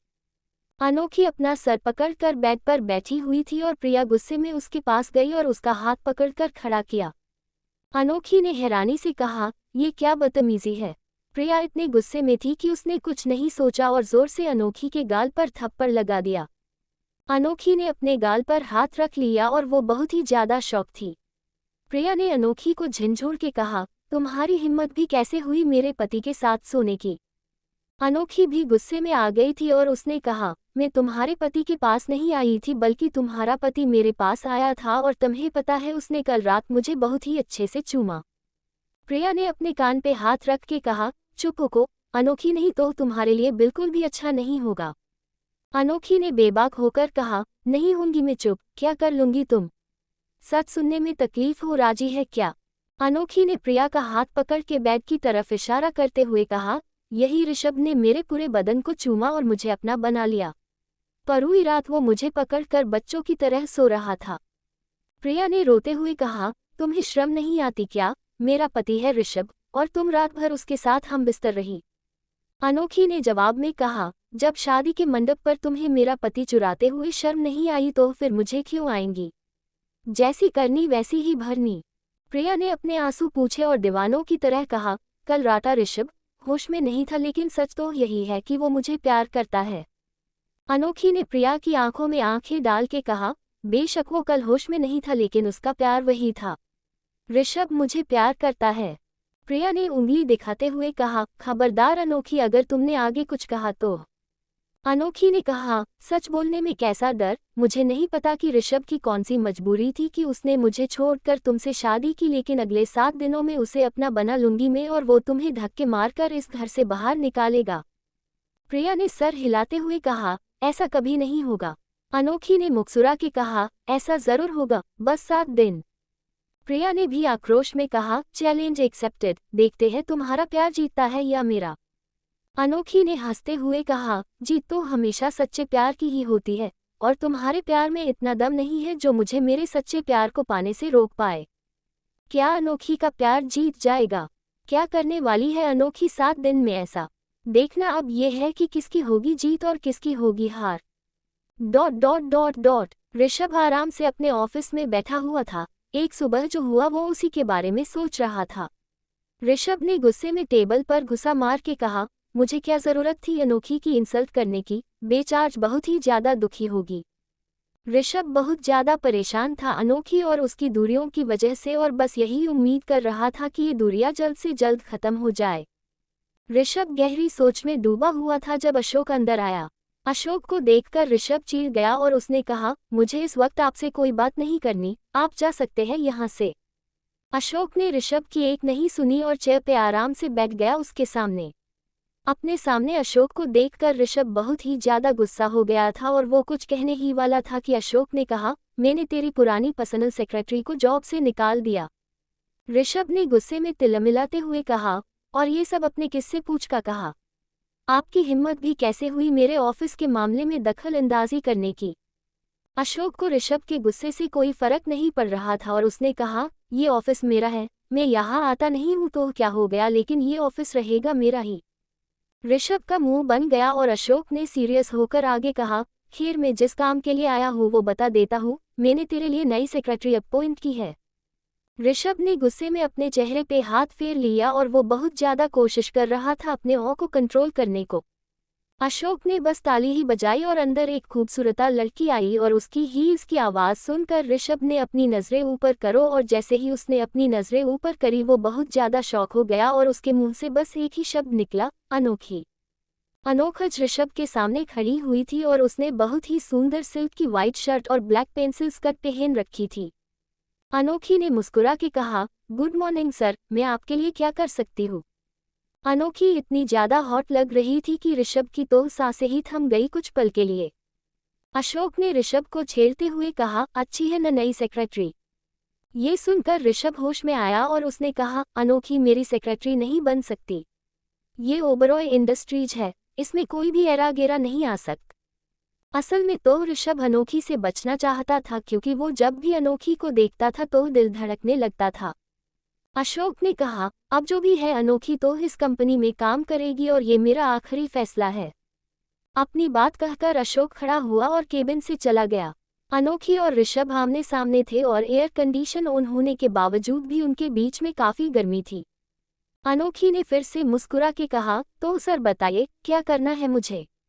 ऋषभ गुस्से से चेयर से खड़ा हुआ और उसने कहा, ये एक्टिंग बंद करो और मैं अच्छे से जानता हूँ कि तुम यहाँ क्यों आई हो। अनोखी इतराते हुई ऋषभ के पास गई और उसने कहा, कैसी एक्टिंग ऋषभ, बल्कि मैं तक जिंदगी में आगे बढ़ रही हो। ऋषभ हैरानी से अनोखी को देख रहा था जब उसने कहा, तुम प्रिय के साथ आगे बढ़ गए हो और अब मेरा वक्त है। क्या पता कि मुझे भी इस ऑफिस में कोई खास मिल जाए जिससे मैं फिर से प्यार कर पाऊं। ये सुनकर ऋषभ आग बबूला हो गया और उसने अनोखी का हाथ कस के पकड़ लिया और कहा, तुम्हें शर्म आती है या नहीं? तुम्हारे पेट में बच्चा पल रहा है और तुम आशिकी सोच रही है। अनोखी ने हंसते हुए कहा, इसमें शर्म की क्या बात है? इस बच्चे को भी तो बाप का नाम चाहिए न, और वैसे भी तुम्हें क्यों इतना फर्क पड़ रहा है? तुम तो प्रिया से प्यार करते हो न, और मुझे लगता है कि अब मेरा वक्त भी आ गया है कि मैं किसी को ढूंढ लो। ये बात ऋषभ से बर्दाश्त नहीं हुई और उसने अनोखी को उंगली दिखाते हुए कहा, मेरी बात कान खोल के सुन लो, अगर मैंने गलती से भी तुम्हें किसी आदमी के साथ देखा न तो मुझसे बुरा कोई नहीं होगा। जान ले लूंगा मैं उस आदमी की भी और तुम्हारी भी। अनोखी को दिल को बहुत सुकून मिल रहा था। पहले तो उसे सिर्फ शक था कि ऋषभ उससे प्यार करता है, लेकिन अब वो शक यकीन में बदल गया था। अनोखी ने ऋषभ के गालों पे हाथ लगा के कहा, क्या हुआ? इतनी पॉजेसिव क्यों हो रहे हो? और आज सुबह ही तुमने मुझसे कहा था कि मैं बस टिहरी हसरत मिटाने का एक जरिया हूँ। ऋषभ ने गुस्से में अनोखी का मुंह पकड़ लिया और कहा, मेरे साथ ये खेल खेलने की जरूरत नहीं है और जितने तुमसे कहा है उतना करो, नहीं तो तुम मेरे गुस्से को अच्छे से जानती हो। अनोखी और ऋषभ एक दूसरे के बहुत करीब खड़े थे और बिना पलके झपकाए एक दूसरे को देखी जा रहे थे। ऋषभ ने अनोखी की आंखों में गुस्से से देख के कहा, मुझे प्रवोक मत करो अनोखी, नहीं तो तुम्हारे लिए बिल्कुल भी अच्छा नहीं होगा। अनोखी ने ऋषभ को धक्का दे दिया और कहा, जैसा तुम चाहते हो हर बार वैसा नहीं हो सकता। तुम्हें चाहिए कि तुम्हारे एक तरफ अनोखी रहे तो दूसरी तरफ प्रिया, लेकिन मेरा दिल कोई किराए का घर नहीं है कि तुम्हारा जब मन करेगा आएंगे और तुम्हारा जब मन करेगा जाओगे। ऋषभ कुछ बोलने ही वाला था कि अनोखी ने उसके होठों पे हाथ रख लिया और कहा, अब तुम्हारे बोलने का वक्त खत्म, अब वही होगा जो मेरा मन करेगा। ऋषभ ने अनोखी का हाथ झटक के कहा, आग से मत खेलो अनोखी, नहीं तो बहुत बुरे तरीके से जल जाऊंगी। अनोखी ने दुख भरी हंसी से कहा, वैसे भी तुम्हारे प्यार ने मुझे पूरे तरीके से जला दिया है, अब तो कुछ भी नहीं बचा। ऋषभ बस अनोखी को देखता रहा। एयर होने दंत कुलमुलाने लगा। अनोखी ने ऋषभ से एक कदम दूर ले लिया और कहा, आज से हमारा रिश्ता बस एक पर्सनल सेक्रेटरी का और बॉस का है, इससे ज्यादा कुछ नहीं। तो सर बताइए मैं आपके लिए क्या कर सकती हूँ? ऋषभ ने नजरें फेर के कहा, फिलहाल तो मेरी नजरों के सामने से चली जाओ। अनोखी ने मुस्कुरा के कहा, जैसे आपकी कर्जई सर। अनोखी के जाते ही ऋषभ ने पूरा ऑफिस तहस नहस कर दिया। चीजें इधर से उधर उठाकर फेंक रहा था और उसने अपना सर पकड़ के कहा, क्यों मेरे दिल को और जला रही हो अनोखी? क्या होगा जब अनोखी और ऋषभ एक ही ऑफिस में काम करेंगे तो? क्या उनके बीच की दूरियां मिट जाएंगी या फिर और बढ़ जाएंगी? तारांकन, रात 9 बजे। सुबह से लेकर अब तक ऋषभ ने एक बार अनोखी को नहीं देखा, भले ही उसके दिल में बहुत तड़प हो रही हो। अनोखी ऋषभ की सबसे बड़ी कमजोरी है और अगर वो ज्यादातर साथ रहेंगे तो ऋषभ अपनी भावनाओं को संभल नहीं पाएगा और उसकी शादी का सच सामने आ जाएगा। ऋषभ के पैकअप का टाइम हो गया था और वो अपना सामान उठाकर चला गया। जैसे ही ऋषभ अपने केबिन से बाहर निकला और वो हर तरफ अनोखी को ढूंढने लग गया, लेकिन अनोखी का कहीं पता नहीं था। अंत में ऋषभ से सोचा, लगता है अनोखी घर चली गई है। ये सोचकर ऋषभ भी ऑफिस से बाहर निकल गया और अपनी गाड़ी में बैठकर चल पड़ा मेंशन की तरफ। कुछ ही देर में ऋषभ घर पहुंच गया और सीधा अपने कमरे में जाने के बजाय वो अनोखी के कमरे में गया उसे देखने के लिए, लेकिन अनोखी वहां पर भी नहीं थी। ऋषभ बहुत ज्यादा परेशान हो गया और उसने कहा, आखिर ये लड़की चली कहाँ गई? ऋषभ ने अनोखी का बार बार फोन मिला रहा था, लेकिन अनोखी फोन भी नहीं उठा रही थी। ऋषभ ने एक नौकरानी से पूछा, अनोखी कहाँ है? उस नौकरानी ने सर झुका के कहा, मैडम तो आज सुबह से घर ही नहीं आई। ये कहकर ये नौकरानी चली गई और ऋषभ ने परेशान होकर होने माथे पे हाथ रख के कहा, ये लड़की पता नहीं कौन सा खेल खेल रही है मेरे साथ। ऋषभ तेजी से मेंशन के दरवाजे की तरफ बढ़ा और मेंशन से बहरा जाने ही वाला था अनोखी को ढूंढने के लिए कि उसे पीछे से आवाज आई, सुनो। ऋषभ पीछे मुड़ा और प्रिया को अपनी तरफ आते हुए देख वो और भी ज्यादा इरिटेट हो गया। प्रिया ऋषभ के पास आ गई और उसने कहा, कल रात जो हमारे बीच में हुआ उसका मुझे बहुत अफसोस है, लेकिन मैं वादा करती हूँ कि आगे से ऐसी कोई हरकत नहीं करूंगी जिससे तुम्हें तकलीफ हो। ऋषभ बस सुन रहा था और सोच रहा था कि प्रिया कब जाएंगी, लेकिन प्रिया का मूड कुछ अलग ही था। प्रिया ने ऋषभ का हाथ पकड़ा और उसे चूमते हुए कहा, मुझे तुम्हारा प्यार चाहिए और वो भी तुम्हारी मर्जी से, कोई जबरदस्ती नहीं। प्रिया रिश्ता का दिल जीतना चाहती थी और उसे प्यार से देख रही थी। ऋषभ ने प्रिया के हाथ से अपना हाथ छोड़वा के कहा, मैं ऑफिस में कोई अर्जेंट फाइल भूल गया हूँ, मुझे वापस जाना पड़ेगा। प्रिया ने ऋषभ का हाथ खींचते हुए कहा, अब जो ही अर्जेंट काम है कल करना, फिलहाल के लिए आओ एयर साथ में खाना खाते हैं। प्रिया ऋषभ का हाथ पकड़कर खींचने लग गई और ऋषभ ने गुस्से से उसका हाथ झटक दिया और कहा, तुम समझती क्यों नहीं हो? जब मैंने कहा कि मुझे कोई अर्जेंट काम है तो इसका मतलब मुझे अर्जेंट काम है, बस बात खत्म। प्रिया की आंखों में आंसू आ गए और वो बस देखती ही रह गई। ऋषभ जल्दी से मेंशन से बाहर निकला गया अनोखी को ढूंढने के लिए। प्रिया का दिल तक टूट चुका था, लेकिन उसके दिल में बदले की भावना भी जग गई थी। उसने सोच लिया था कि ऋषभ से अपने हर एक आंसू की कीमत चुकवाएगी वो। ऋषभ जल्दी से गाड़ी में बैठकर कुछ ही देर में ऑफिस पहुंच गया और उसने गार्ड से कहा, तुमने मेरी नई सेक्रेटरी अनोखी को देखा है क्या? तुमने उसे जाते हुए देखा? ऋषभ इतना परेशान था कि उसने सवालों की बौछार कर दी थी और गार्ड ने कहा, सर जी, आज तो ऑफिस की टेरेस पर पूरे स्टाफ की पार्टी हो रही है। ऋषभ ने गुस्से में कहा, मेरे ही ऑफिस में पार्टी हो रही है और मुझे ही नहीं पता। ऋषभ लिफ्ट में चढ़ गया और सीधा टेरेस पे गया और उसने देखा कि ये म्यूजिक बहुत लाउड आवाज में बज रहा है और उसके ऑफिस का हर एक बांदा वहां पर है। खुलेआम दारू चल रही तहज और सब लोग झूम रहे थे। किसी ने भी ऑफिस के कपड़े नहीं पहन रखे थे, बल्कि सब पार्टी क्लोथ्स में थे। ऋषभ की नजरें अनोखी को ढूंढ रही थी और जैसे ही वो आगे बढ़ा उसने देखा कि साइड में एक बड़ा सा गोल टेबल लगा हुआ है और सारी भीड़ वही इकट्ठी है और सब चीरा कर रहे हैं और गाना भी बहुत वल्गर चल रहा था। चुटकी जो ट्यून कटी है, जोरी से कटी है, यहाँ वहाँ रूठी हूँ, मैं तुझसे रूठी हूँ, मुझे माना ल ना, ओ जाने जान, चैलेंज, हम तुझको, लड़की तू है, बड़ी बॉम्बार्ड, आहा आहा आहा, ऑल अल, ऑल अल, ऑल अल, ऑल अल, तू है मेरी फैंटेसी, ए चूनाना, चूनाना, चूनाना, चूनाना, ए फ्लैट में जवान हो गई। ऋषभ थोड़ा सा और आगे बढ़ा और जैसे ही उसने देखा कि टेबल पर कौन नाच रहा उसके तो होश ही उड़ गए। ऋषभ की नखें बड़ी बड़ी हो गई और टेबल पर मस्ती से अनोखी नाच रही थी। अनोखी ने बहुत ही छोटी ब्लू रंग की ड्रेस पहन रखी थी जिसमें उसकी गोरी थाई साफ दिख रही थी। वो ड्रेस इतनी छोटी थी कि ठीक से अनोखी का सीना भी छुपा नहीं पा रही थी। अनोखी बहुत वल्गर तरीके से डांस कर रही थी, कभी अपनी कमर एक तरफ घुमाती तो कभी अपनी कमर दूसरी तरफ। सब लड़कों की लाल टपक रही थी अनोखी को देखकर। अनोखी ने वल्गैरिटी की सारी हदें पार कर दी थी और वो झुककर लड़कों का कांख मारकर डांस करने लगी। अनोखी कभी अपनी ब्याह उठाकर डांस कर रही थी तो कभी अपने बाल लहरा रही थी। ये सब देखकर ऋषभ का चेहरा गुस्से से लाल हो गया था। उसका मन तो ऐसा कर रहा था कि पहले तो इस पूरी दुनिया में आग लगा दे और फिर उसके बाद अनोखी को जान से मार दे। एक लड़के ने दूसरे लड़के के कान में कहा, यार ये लड़की तो बहुत हॉट है, मन कर रहा है कि आज तो इसे घर में ही ले जाओ। दूसरे लड़के ने कहा, यार सही कह रहा है, मन तो मेरा भी कुछ ऐसा ही कर रहा है और इस लड़की को देखकर ऐसा लग रहा है कि ये एक साथ हम दोनों के साथ ही सोने के लिए मान जाएंगी। दोनों ऑफिस के लड़के अनोखी के लिए गंदे गंदे शब्द इस्तेमाल करने लग गए और ऋषभ ने गुस्से में आग बबूला होकर दोनों आदमियों को काले से पकड़ लिया। सारी तरफ खामोशी छा गई ऋषभ को देखकर और ऋषभ ने उन दोनों लड़कों को कहा, तुम्हारी हिम्मत भी कैसे हुई अनोखी के बारे में इतनी भद्दी बात करने की। दोनों लड़के डर गए।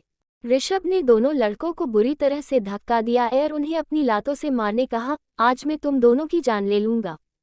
ऋषभ की ताकत के सामने वो दोनों लड़के कुछ नहीं कर पा रहे थे और अनोखी जल्दी से टेबल से नीचे उतरी और ऋषभ का हाथ उसने पकड़ के कहा, अरे सर, आप ये क्या कर रहे हैं? ऋषभ ने अनोखी का हाथ झटक दिया और गुस्से में उन लड़कों को मारे जा रहा था।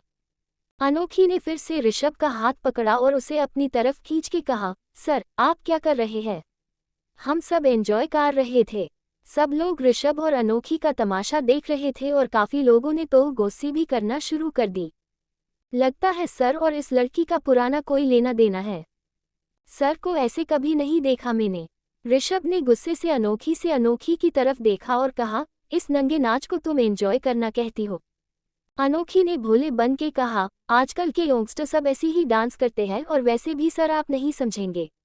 आपकी और हमारी उम्र में काफी फर्क है ना। ऋषभ ने अनोखी का हाथ पकड़कर सबके सामने अपने करीब खींचा और उसके कान में कहा, तुम्हें जवानी का बड़ा खुमार चल रहा है न, तो आज नंगा नाच तो तुम्हें मैं कराता हो। कहीं ऋषभ को पाने की चाह में अनोखी ने बहुत बड़ी गड़बड़ तो नहीं कर दी? क्या वो ऋषभ का गुस्सा सहन कर पाएंगी? ऋषभ गुस्से से अनोखी को देख रहा था और कुछ पल के लिए अनोखी भी डर गई थी। ऋषभ ने अनोखी का हाथ सबके सामने हक से पकड़ा और उसे ले जाने लगा। अनोखी ने घबराते हुए कहा, ऋषभ छोड़ो मेरा हाथ। ये क्या हरकत है? ऑफिस के सारे लोग झुंड में खड़े हो गए सारा तमाशा देखने के लिए। ऋषभ ने गुस्से में अनोखी को देखा और अपने होठों पर उंगली रखते हुए कहा, अगर अब तुम्हारी एक भी आवाज निकली तो मुझसे बुरा कोई नहीं होगा। अनोखी सहम गई और ऋषभ मोड़ने ही वाला था कि उसकी नज़र उन लड़कों पर पड़ी जो अनोखी पर गंदे गंदे कमेंट कर रहे थे। वो दोनों लड़के जमीन पे ही पड़े हुए थे और बहुत ज्यादा तकलीफ में थी, लेकिन ऋषभ को उन्हें देखकर कोई तरस नहीं आया, बल्कि उसने गुस्से से कहा, यू गाइज आर फायर्ड और कल से मुझे ऑफिस में मत दिखना, नहीं तो तुम्हारे लिए बिल्कुल भी अच्छा नहीं होगा। ये कहकर ऋषभ अनोखी का हाथ थामे चला गया। आज ऋषभ का गुस्सा कुछ अलग ही धुन में सवार था और वो अनोखी को घसीटता हुआ ऑफिस के बाहर आ गया। अनोखी को बस इसी बात का डर था कि ऋषभ लो चिढ़ाने के लिए कहीं उसने अपनी हद पर पार कर दी हो। ऋषभ ने अनोखी को ले जाकर जबरदस्ती अपनी गाड़ी में डाल दिया और खुद ड्राइविंग सीट पे आ गया। ऋषभ अनोखी को घर के देखे जा रहा था और अनोखी का दिल भी जोरों से धक धक कर रहा था। ऋषभ ने एकदम से अनोखी के बाल पकड़ लिए और उसे अपने करीब करके कहा, तुम समझती क्या हो अपने आप को? बहुत हॉट हो तुम, बहुत सेक्सी हो। अनोखी को डर तो बहुत लग रहा था, लेकिन फिर उसने रिस्क लेते हुए ऋषभ की आंखों में देखकर कहा, हाँ मैं हूँ बहुत हॉट और तुम्हारे ऑफिस के लड़के मुझे सेक्सी भी कह रहे थे। ये सुनकर ऋषभ ने गुस्से से अपनी आंख बंद कर ली और अपने दंत कुलमुलाने लगा। अनोखी ने कहा, तुम्हें प्रॉब्लम क्या है? मुझे, मैं अपनी जिंदगी में खुश हूँ और तुम अपनी बीवी के साथ, तो तुम मुझसे चाहते क्या हो? ऋषभ ने होनी आंखें खोली और अनोखी के बाल और जोर से पकड़ के कहा, तो तुम ये नंगा नाच करके खुश रहना चाहती हो? अनोखी ने ऋषभ की आंखों में आंखें डाल के कहा, हाँ इसी से मुझे खुशी मिलती है और ये मेरी जिंदगी है। मेरा जो मन करेगा मैं वही करूंगी और तुम मुझे नहीं रोक पाओगे। अनोखी और ऋषभ एक दूसरे की आंखों में देख रहे थे जब ऋषभ ने गुस्से में कहा, स्टूपिड वुमन। अनोखी कुछ कहने ही वाली थी कि ऋषभ ने उसके होठों पर अपने होठ लगा दिए और उसके बाल पकड़ के चूमने लगा। अनोखी शॉक हो गई और उसकी आंखें बड़ी बड़ी हो गई। ऋषभ अनोखी के होठों को कभी काट रहा था तो कभी चूस रहा था। ऐसा लग रहा था जैसे वो अनोखी को पनिश कर रहा हो। ऋषभ इतने बुरे तरीके से अनोखी के होठ काट रहा था कि अनोखी के होठों से खून निकलने लग गया। अनोखी ऋषभ के कंधे पे हाथ रखकर उसे धक्का देने लगी, लेकिन ऋषभ नहीं माना और उसने अनोखी की कमर पकड़कर अपने और करीब किया। ऋषभ अपनी पूरी भड़ास निकल रहा था और अनोखी ने अपना पूरा दम लगाकर उसे धक्का दे दिया और कहा, पागल हो गए हो क्या तुम? अनोखी के होठ सूज गए थे और उनमें से खून टप टप कर रहा था। ऋषभ ने अनोखी के होठों से खून पूछ के कहा, हाँ पागल हो चुका हूँ मैं और अभी तो कुछ भी नहीं किया मैंने। तुम्हें नाचने का बहुत शौक है न, तो आज तुम्हारे सारे शौक पूरे करता हूँ मैं। अनोखी डर गई और ऋषभ ने गाड़ी का गेयर डाला और तेजी से गाड़ी भागने लगा। अनोखी ने डरते हुए कहा, मुझे कहीं नहीं जाना तुम्हारे साथ, घर जाना है मुझे। ऋषभ ने टेढ़ी हंसी से कहा, इतनी जल्दी घर जाकर क्या करूंगी? आज तो तुम्हारा पार्टी का मूड है न, और तुम्हारा हर एक सपना पूरा करना तो हक है मेरा। ऋषभ ने गाड़ी की स्पीड और तेज कर दी और किसी भी ट्रैफिक सिग्नल को फॉलो नहीं किया उसने। अनोखी का दिल जोर से धक धक कर रहा था कि अब क्या होने वाला है उसके साथ। कुछ ही देर में ऋषभ ने अपनी गाड़ी एक बहुत बड़े पेंट हाउस के सामने रोकी। वो पेंट हाउस बहुत ही आलीशान था। बाहर बहुत सारे गार्ड्स थे और ऋषभ की गाड़ी को देखते ही वो लोग सलाम करने लगे और उन्होंने दरवाजे खोल दिए। ऋषभ ने गाड़ी अंदर ली और बीच में वो उसमें से उतर गया और फिर अनोखी की तरफ जाकर उसका हाथ पकड़कर उसे जबरदस्ती बाहर निकला। अनोखी ने झटपटाते हुए कहा, कहीं नहीं जाना, मुझे तुम्हारे साथ छोड़ो। ऋषभ ने अनोखी की एक नहीं सुनी और उसे गोद में उठाकर अंदर ले जाने लगा। अनोखी हवा में अपने पैर मार रही थी, प्लीज कोई तो हेल्प करो मेरी। अनोखी चीख रही थी, एयर चिल्ला रही थी, लेकिन उसकी मदद करने के लिए कोई नहीं था। पूरे पेंटहाउस में एक सन्नाटा सा था। ऋषभ अनोखी को मास्टर बेडरूम की तरफ ले गया और उसने अपने पैरों से कमरे का दरवाज़ा खोला। कमरा बहुत ही बड़ा था और बीच में बहुत ही आलीशान और बड़ा सा बेड लगा हुआ था। ऋषभ ने अनोखी को सीधा ले जाकर उस बेड पे पटक दिया और अनोखी ने कहा, ऋषभ क्या कर रहे हो, प्रेग्नेंट हूं मैं। वो तो शुक्र है कि बेड सॉफ्ट था, नहीं तो अनोखी को बहुत जोर से लगती। ऋषभ ने हुना कोट उतारा और अनोखी की तरफ बढ़ते हुए कहा, अब तुम्हें याद आ रहा है कि तुम प्रेग्नेंट हो, लेकिन उस पल का क्या जब तुम इतने सारे मर्दों के सामने डांस कर रही थी। अनोखी के पास शब्द नहीं थे और ऋषभ की आंखों में फिर से वही हैवानियत थी जो उसने बहुत पहले देखी थी। ऋषभ अनोखी के पास आ गया और उसकी थाई को उसने पकड़ के कहा, ये चीप ड्रेस पहनी तुमने प्रेग्नेंट होने के बाद, मुझे बस ये बताओ कि इस ड्रेस में तुम्हारा कौन सा अंग छुप रहा है। अनोखी अपनी ड्रेस नीचे करने लग गई, लेकिन ड्रेस इतनी छोटी थी कि नीचे आ ही नहीं रही थी। ऋषभ नीचे झुका और उसने बेड के दोनों तरफ अपना हाथ रख लिया और कहा, सच बताओ अनोखी, तुम्हें अच्छा लग रहा था न कि वो लड़के जब तुम्हारे उस भद्दे डांस को देख रहे थे और तुम पर कमेंट पास कर रहे थे। अनोखी ने नजरें फेर के कहा, वो सब बस मजाक चल रहा था। ऋषभ ने गुस्से में हंसना शुरू कर दिया और उसने कहा, ये सब तुम्हें मजाक करता है। आज वो कमेंट कर रहे हैं तुम्हारे बदन के ऊपर, कल को वो कुछ और कर देंगे और तुम कह रही हो कि वो बस मजाक कर रहे थे।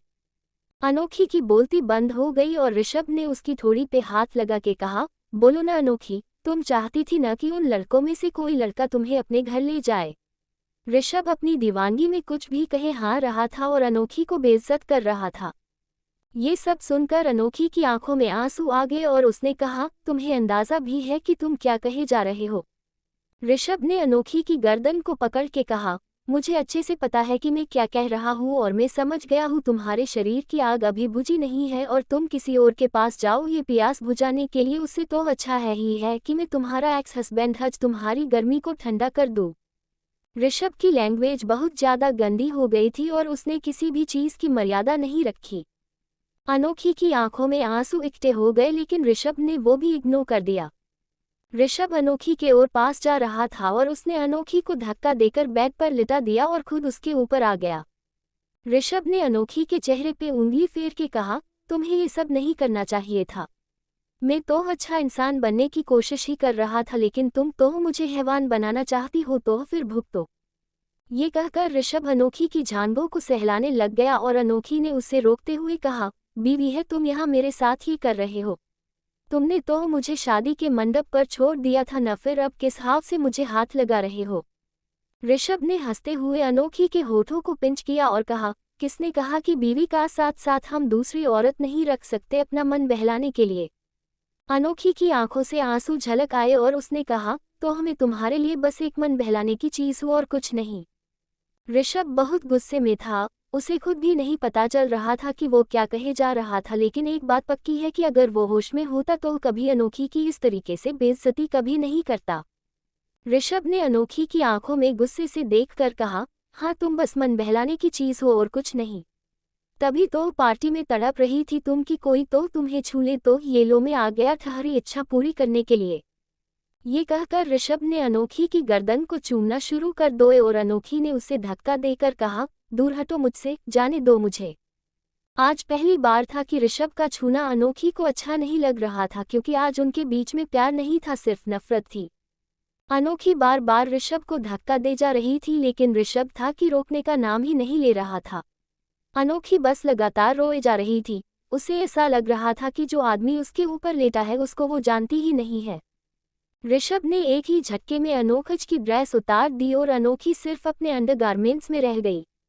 ऋषभ ने अनोखी को ऊपर से नीचे तक देखकर कहा, क्या बात है, आज तो सब कीच मैचिंग पहन रखा है, लगता है आज पहले से ही इरादा था तुम्हारा किसी के बिस्तर पर जाने का। अनोखी ने होने सीने पे हाथ रख लिया और कहा, ऋषभ इतना भी मत गिरो कि उठ न पायो। ऋषभ ने अनोखी की ब्रा की स्ट्राप को हाथ लगा के कहा, इतना गिरने के लिए तुमने ही मुझे मजबूर किया है तो फिर भुगतो। ऋषभ हैवान बन गया था जो हर एक हालत में अनोखी को अपना शिकार बनाना चाहता था। उसको अनोखी की न तो आंसू दिखाई दे रहे थे और न ही उसकी चीखें नहीं सुनाई दे रही थी, बल्कि ऋषभ की आंखों के सामने तक बस अनोखी का वो डांस घूम रहा था। ऋषभ ने अनोखी के दोनों हाथ कस के पकड़ लिए और उसके साथ जबरदस्ती करने लगा। उसने अनोखी के पूरे बदन को नोचना शुरू कर दिया। अनोखी ने रोते हुए कहा, मैं तुम्हारे बच्चे की मां बनने वाली हूँ। ऋषभ रुक जाओ। ऋषभ ने गुस्से में जवाब दिया, इस वक्त मुझे किसी भी बात से कोई फर्क नहीं पता। ऋषभ की हैवानियत नहीं रुकी और अनोखी के शरीर से वो अपनी हसरत पूरी करने लगा। आधे घंटे बाद अनोखी एक लाश की तरह लेटी हुई थी, लेकिन ऋषभ का गुस्सा था कि अभी भी शांत नहीं हुआ था। वो बिना अनोखी और अपने होने वाले बच्चे के बारे में सोचे अपनी मनमानी करता जा रहा था। थोड़ी देर बाद जब ऋषभ की हसरत पूरी हो गई और वो अनोखी का ऊपर से हटकर बगल वाली जगह पे लेट गया। ऋषभ इतना थक चुका था कि उसे किसी चीज की सोध ही नहीं थी और वो सो गया, लेकिन अनोखी की पलकें नहीं झपकी। वो अभी भी सोचने की कोशिश ही कर रही थी कि उसके साथ क्या हुआ। 5 मिनट, 10 मिनट, 0.5 मिनट ऐसे ही बीत गए और अनोखी एकदम से अपने होश में आई। अनोखी लड़खड़ाती हुई बेड से खड़े हो गई और गिरती पड़ती शीशे के सामने खड़ी हो गई। अनोखी की आंखों में आंसू आ गए जब उसने शीशे में देखा कि उसके पूरे बदन पर नील पड़ी हुई है और दांतों के निशान हैं। अनोखी का दिल टूट के बिखर गया और वो धड़ाम से नीचे गिर गई। अनोखी फुट फुट के रोने लगी और उसने सोते हुए ऋषभ को देखकर कहा, मैंने तुम्हें बेइंतहा प्यार किया, लेकिन तुमने अपने एक गुस्से में मेरे साथ ये सब किया। अनोखी बहुत रो रही थी, एक पल के लिए भी उसकी आंखों से आंसू नहीं ओझल हुए। अनोखी ने ऋषभ को गुस्से से देखकर कहा, आज तुमने मेरे प्यार का बहुत मजाक बनाया है, मैं तुम्हें कभी माफ नहीं करूंगी उसके लिए। अनोखी ने अपने आंसू पोंछ ले कहा, मैं बहुत बड़ी पागल थी जो तुम्हारे प्यार के लिए तड़प रही थी, लेकिन असलियत में तो तुम मेरे प्यार के लायक ही नहीं हो। तुमने सिर्फ हमेशा मुझे धोखा दिया है और कुछ नहीं। अनोखी ने रोते हुए बिलखते हुए कहा, मैं अपनी सौतन से तुम्हारे प्यार के लिए लड़ रही थी, लेकिन मुझे क्या पता था कि तुम इतने हल्के आदमी निकलोगे कि इतने में ही हिल जाऊंगे और इस कदर गिर जाऊंगे कि मेरी इज्जत खुद ही अपने पैरों के टेल रोंद दोगे। अनोखी गुस्से और दर्द में आग बबूला हो रही थी, लेकिन ऋषभ था कि आराम से सो रहा था। इसे इस बात का अंदाजा भी नहीं था कि उसने अनोखी को बहुत बुरे तरीके से तोड़ दिया है। अनोखी ने नफरत भरी नजरों से ऋषभ को देख के कहा, बहुत हो गया तुम्हारी मनमानी। तुमने मुझे खेल समझ रखा है कि कब मन में आएगा बीवी बना लोगे और जब मन भर जाएगा मुझे छोड़ दोगे। रियांश ओबरॉय, बहुत हो गई तुम्हारी मनमानी, अब वो होगा जो मैं चाहती हूँ। क्या करने वाली है अब अनोखी? कैसे जवाब देगी वो ऋषभ की इस दरिंदगी का? तारांकन। आधे घंटे बाद ऋषभ को होश आया और वो एकदम से चौंक कर उठ गया। ऋषभ ने अपने सर पे हाथ रख के कहा, शिट, ये मैंने क्या कर दिया? ऋषभ की हिम्मत नहीं हो रही थी अनोखी से नजरें मिलाने की, लेकिन फिर भी उसने अपने बगल में देखा एयर अनोखी का ना पकार। वो परेशान जो गया, कहाँ चली गई ये लड़की? मैंने बहुत बड़ी गलती कर दी, पता नहीं अनोखी कैसी होगी और मेरा बच्चा। ऋषभ जल्दी से बेड से खड़ा हो गया और अपने कपड़े पहनकर कमरे से बाहर निकल गया अनोखी को ढूंढने के लिए। ऋषभ ने सारे नौकरों पे चिल्ला कर कहा, जो लड़की मेरे सतह आई थी कहाँ है वो? सारे नौकर एक दूसरे को देखने लग गए और ऋषभ ने उन पर गुस्सा करते हुए कहा, तुम लोगों को यहाँ मैंने देखभाल करने के लिए रखा है या फिर अय्याशबाजी के लिए? ऋषभ बहुत गुस्से में था और सारे नौकर कांप रहे थे। एक नौकरानी ने बीच में कहा, सर, उस लड़की को मैंने टेरेस पे जाते हुए देखा है। ये सुनकर ऋषभ घबरा गया और भागकर टेरेस पे गया। उसने जैसे ही टेरेस का शीशे का दरवाजा खोला वैसे ही वो शॉक हो गया। अनोखी छत की मुंडेर पर चल रही थी। ऋषभ की सांसें तेज हो गई और उसने धीमे से कहा, अनोखी प्लीज नीचे आ जाओ। अनोखी ने गुस्से से ऋषभ को देखा और कहा, तुमने जो मेरे साथ किया है उसके बाद तुम्हें सच में लगता है कि मैं जीना चाहती हूँ? क्या अनोखी गुस्से में अपने आप को ही नुकसान पहुंचा लेगी? ...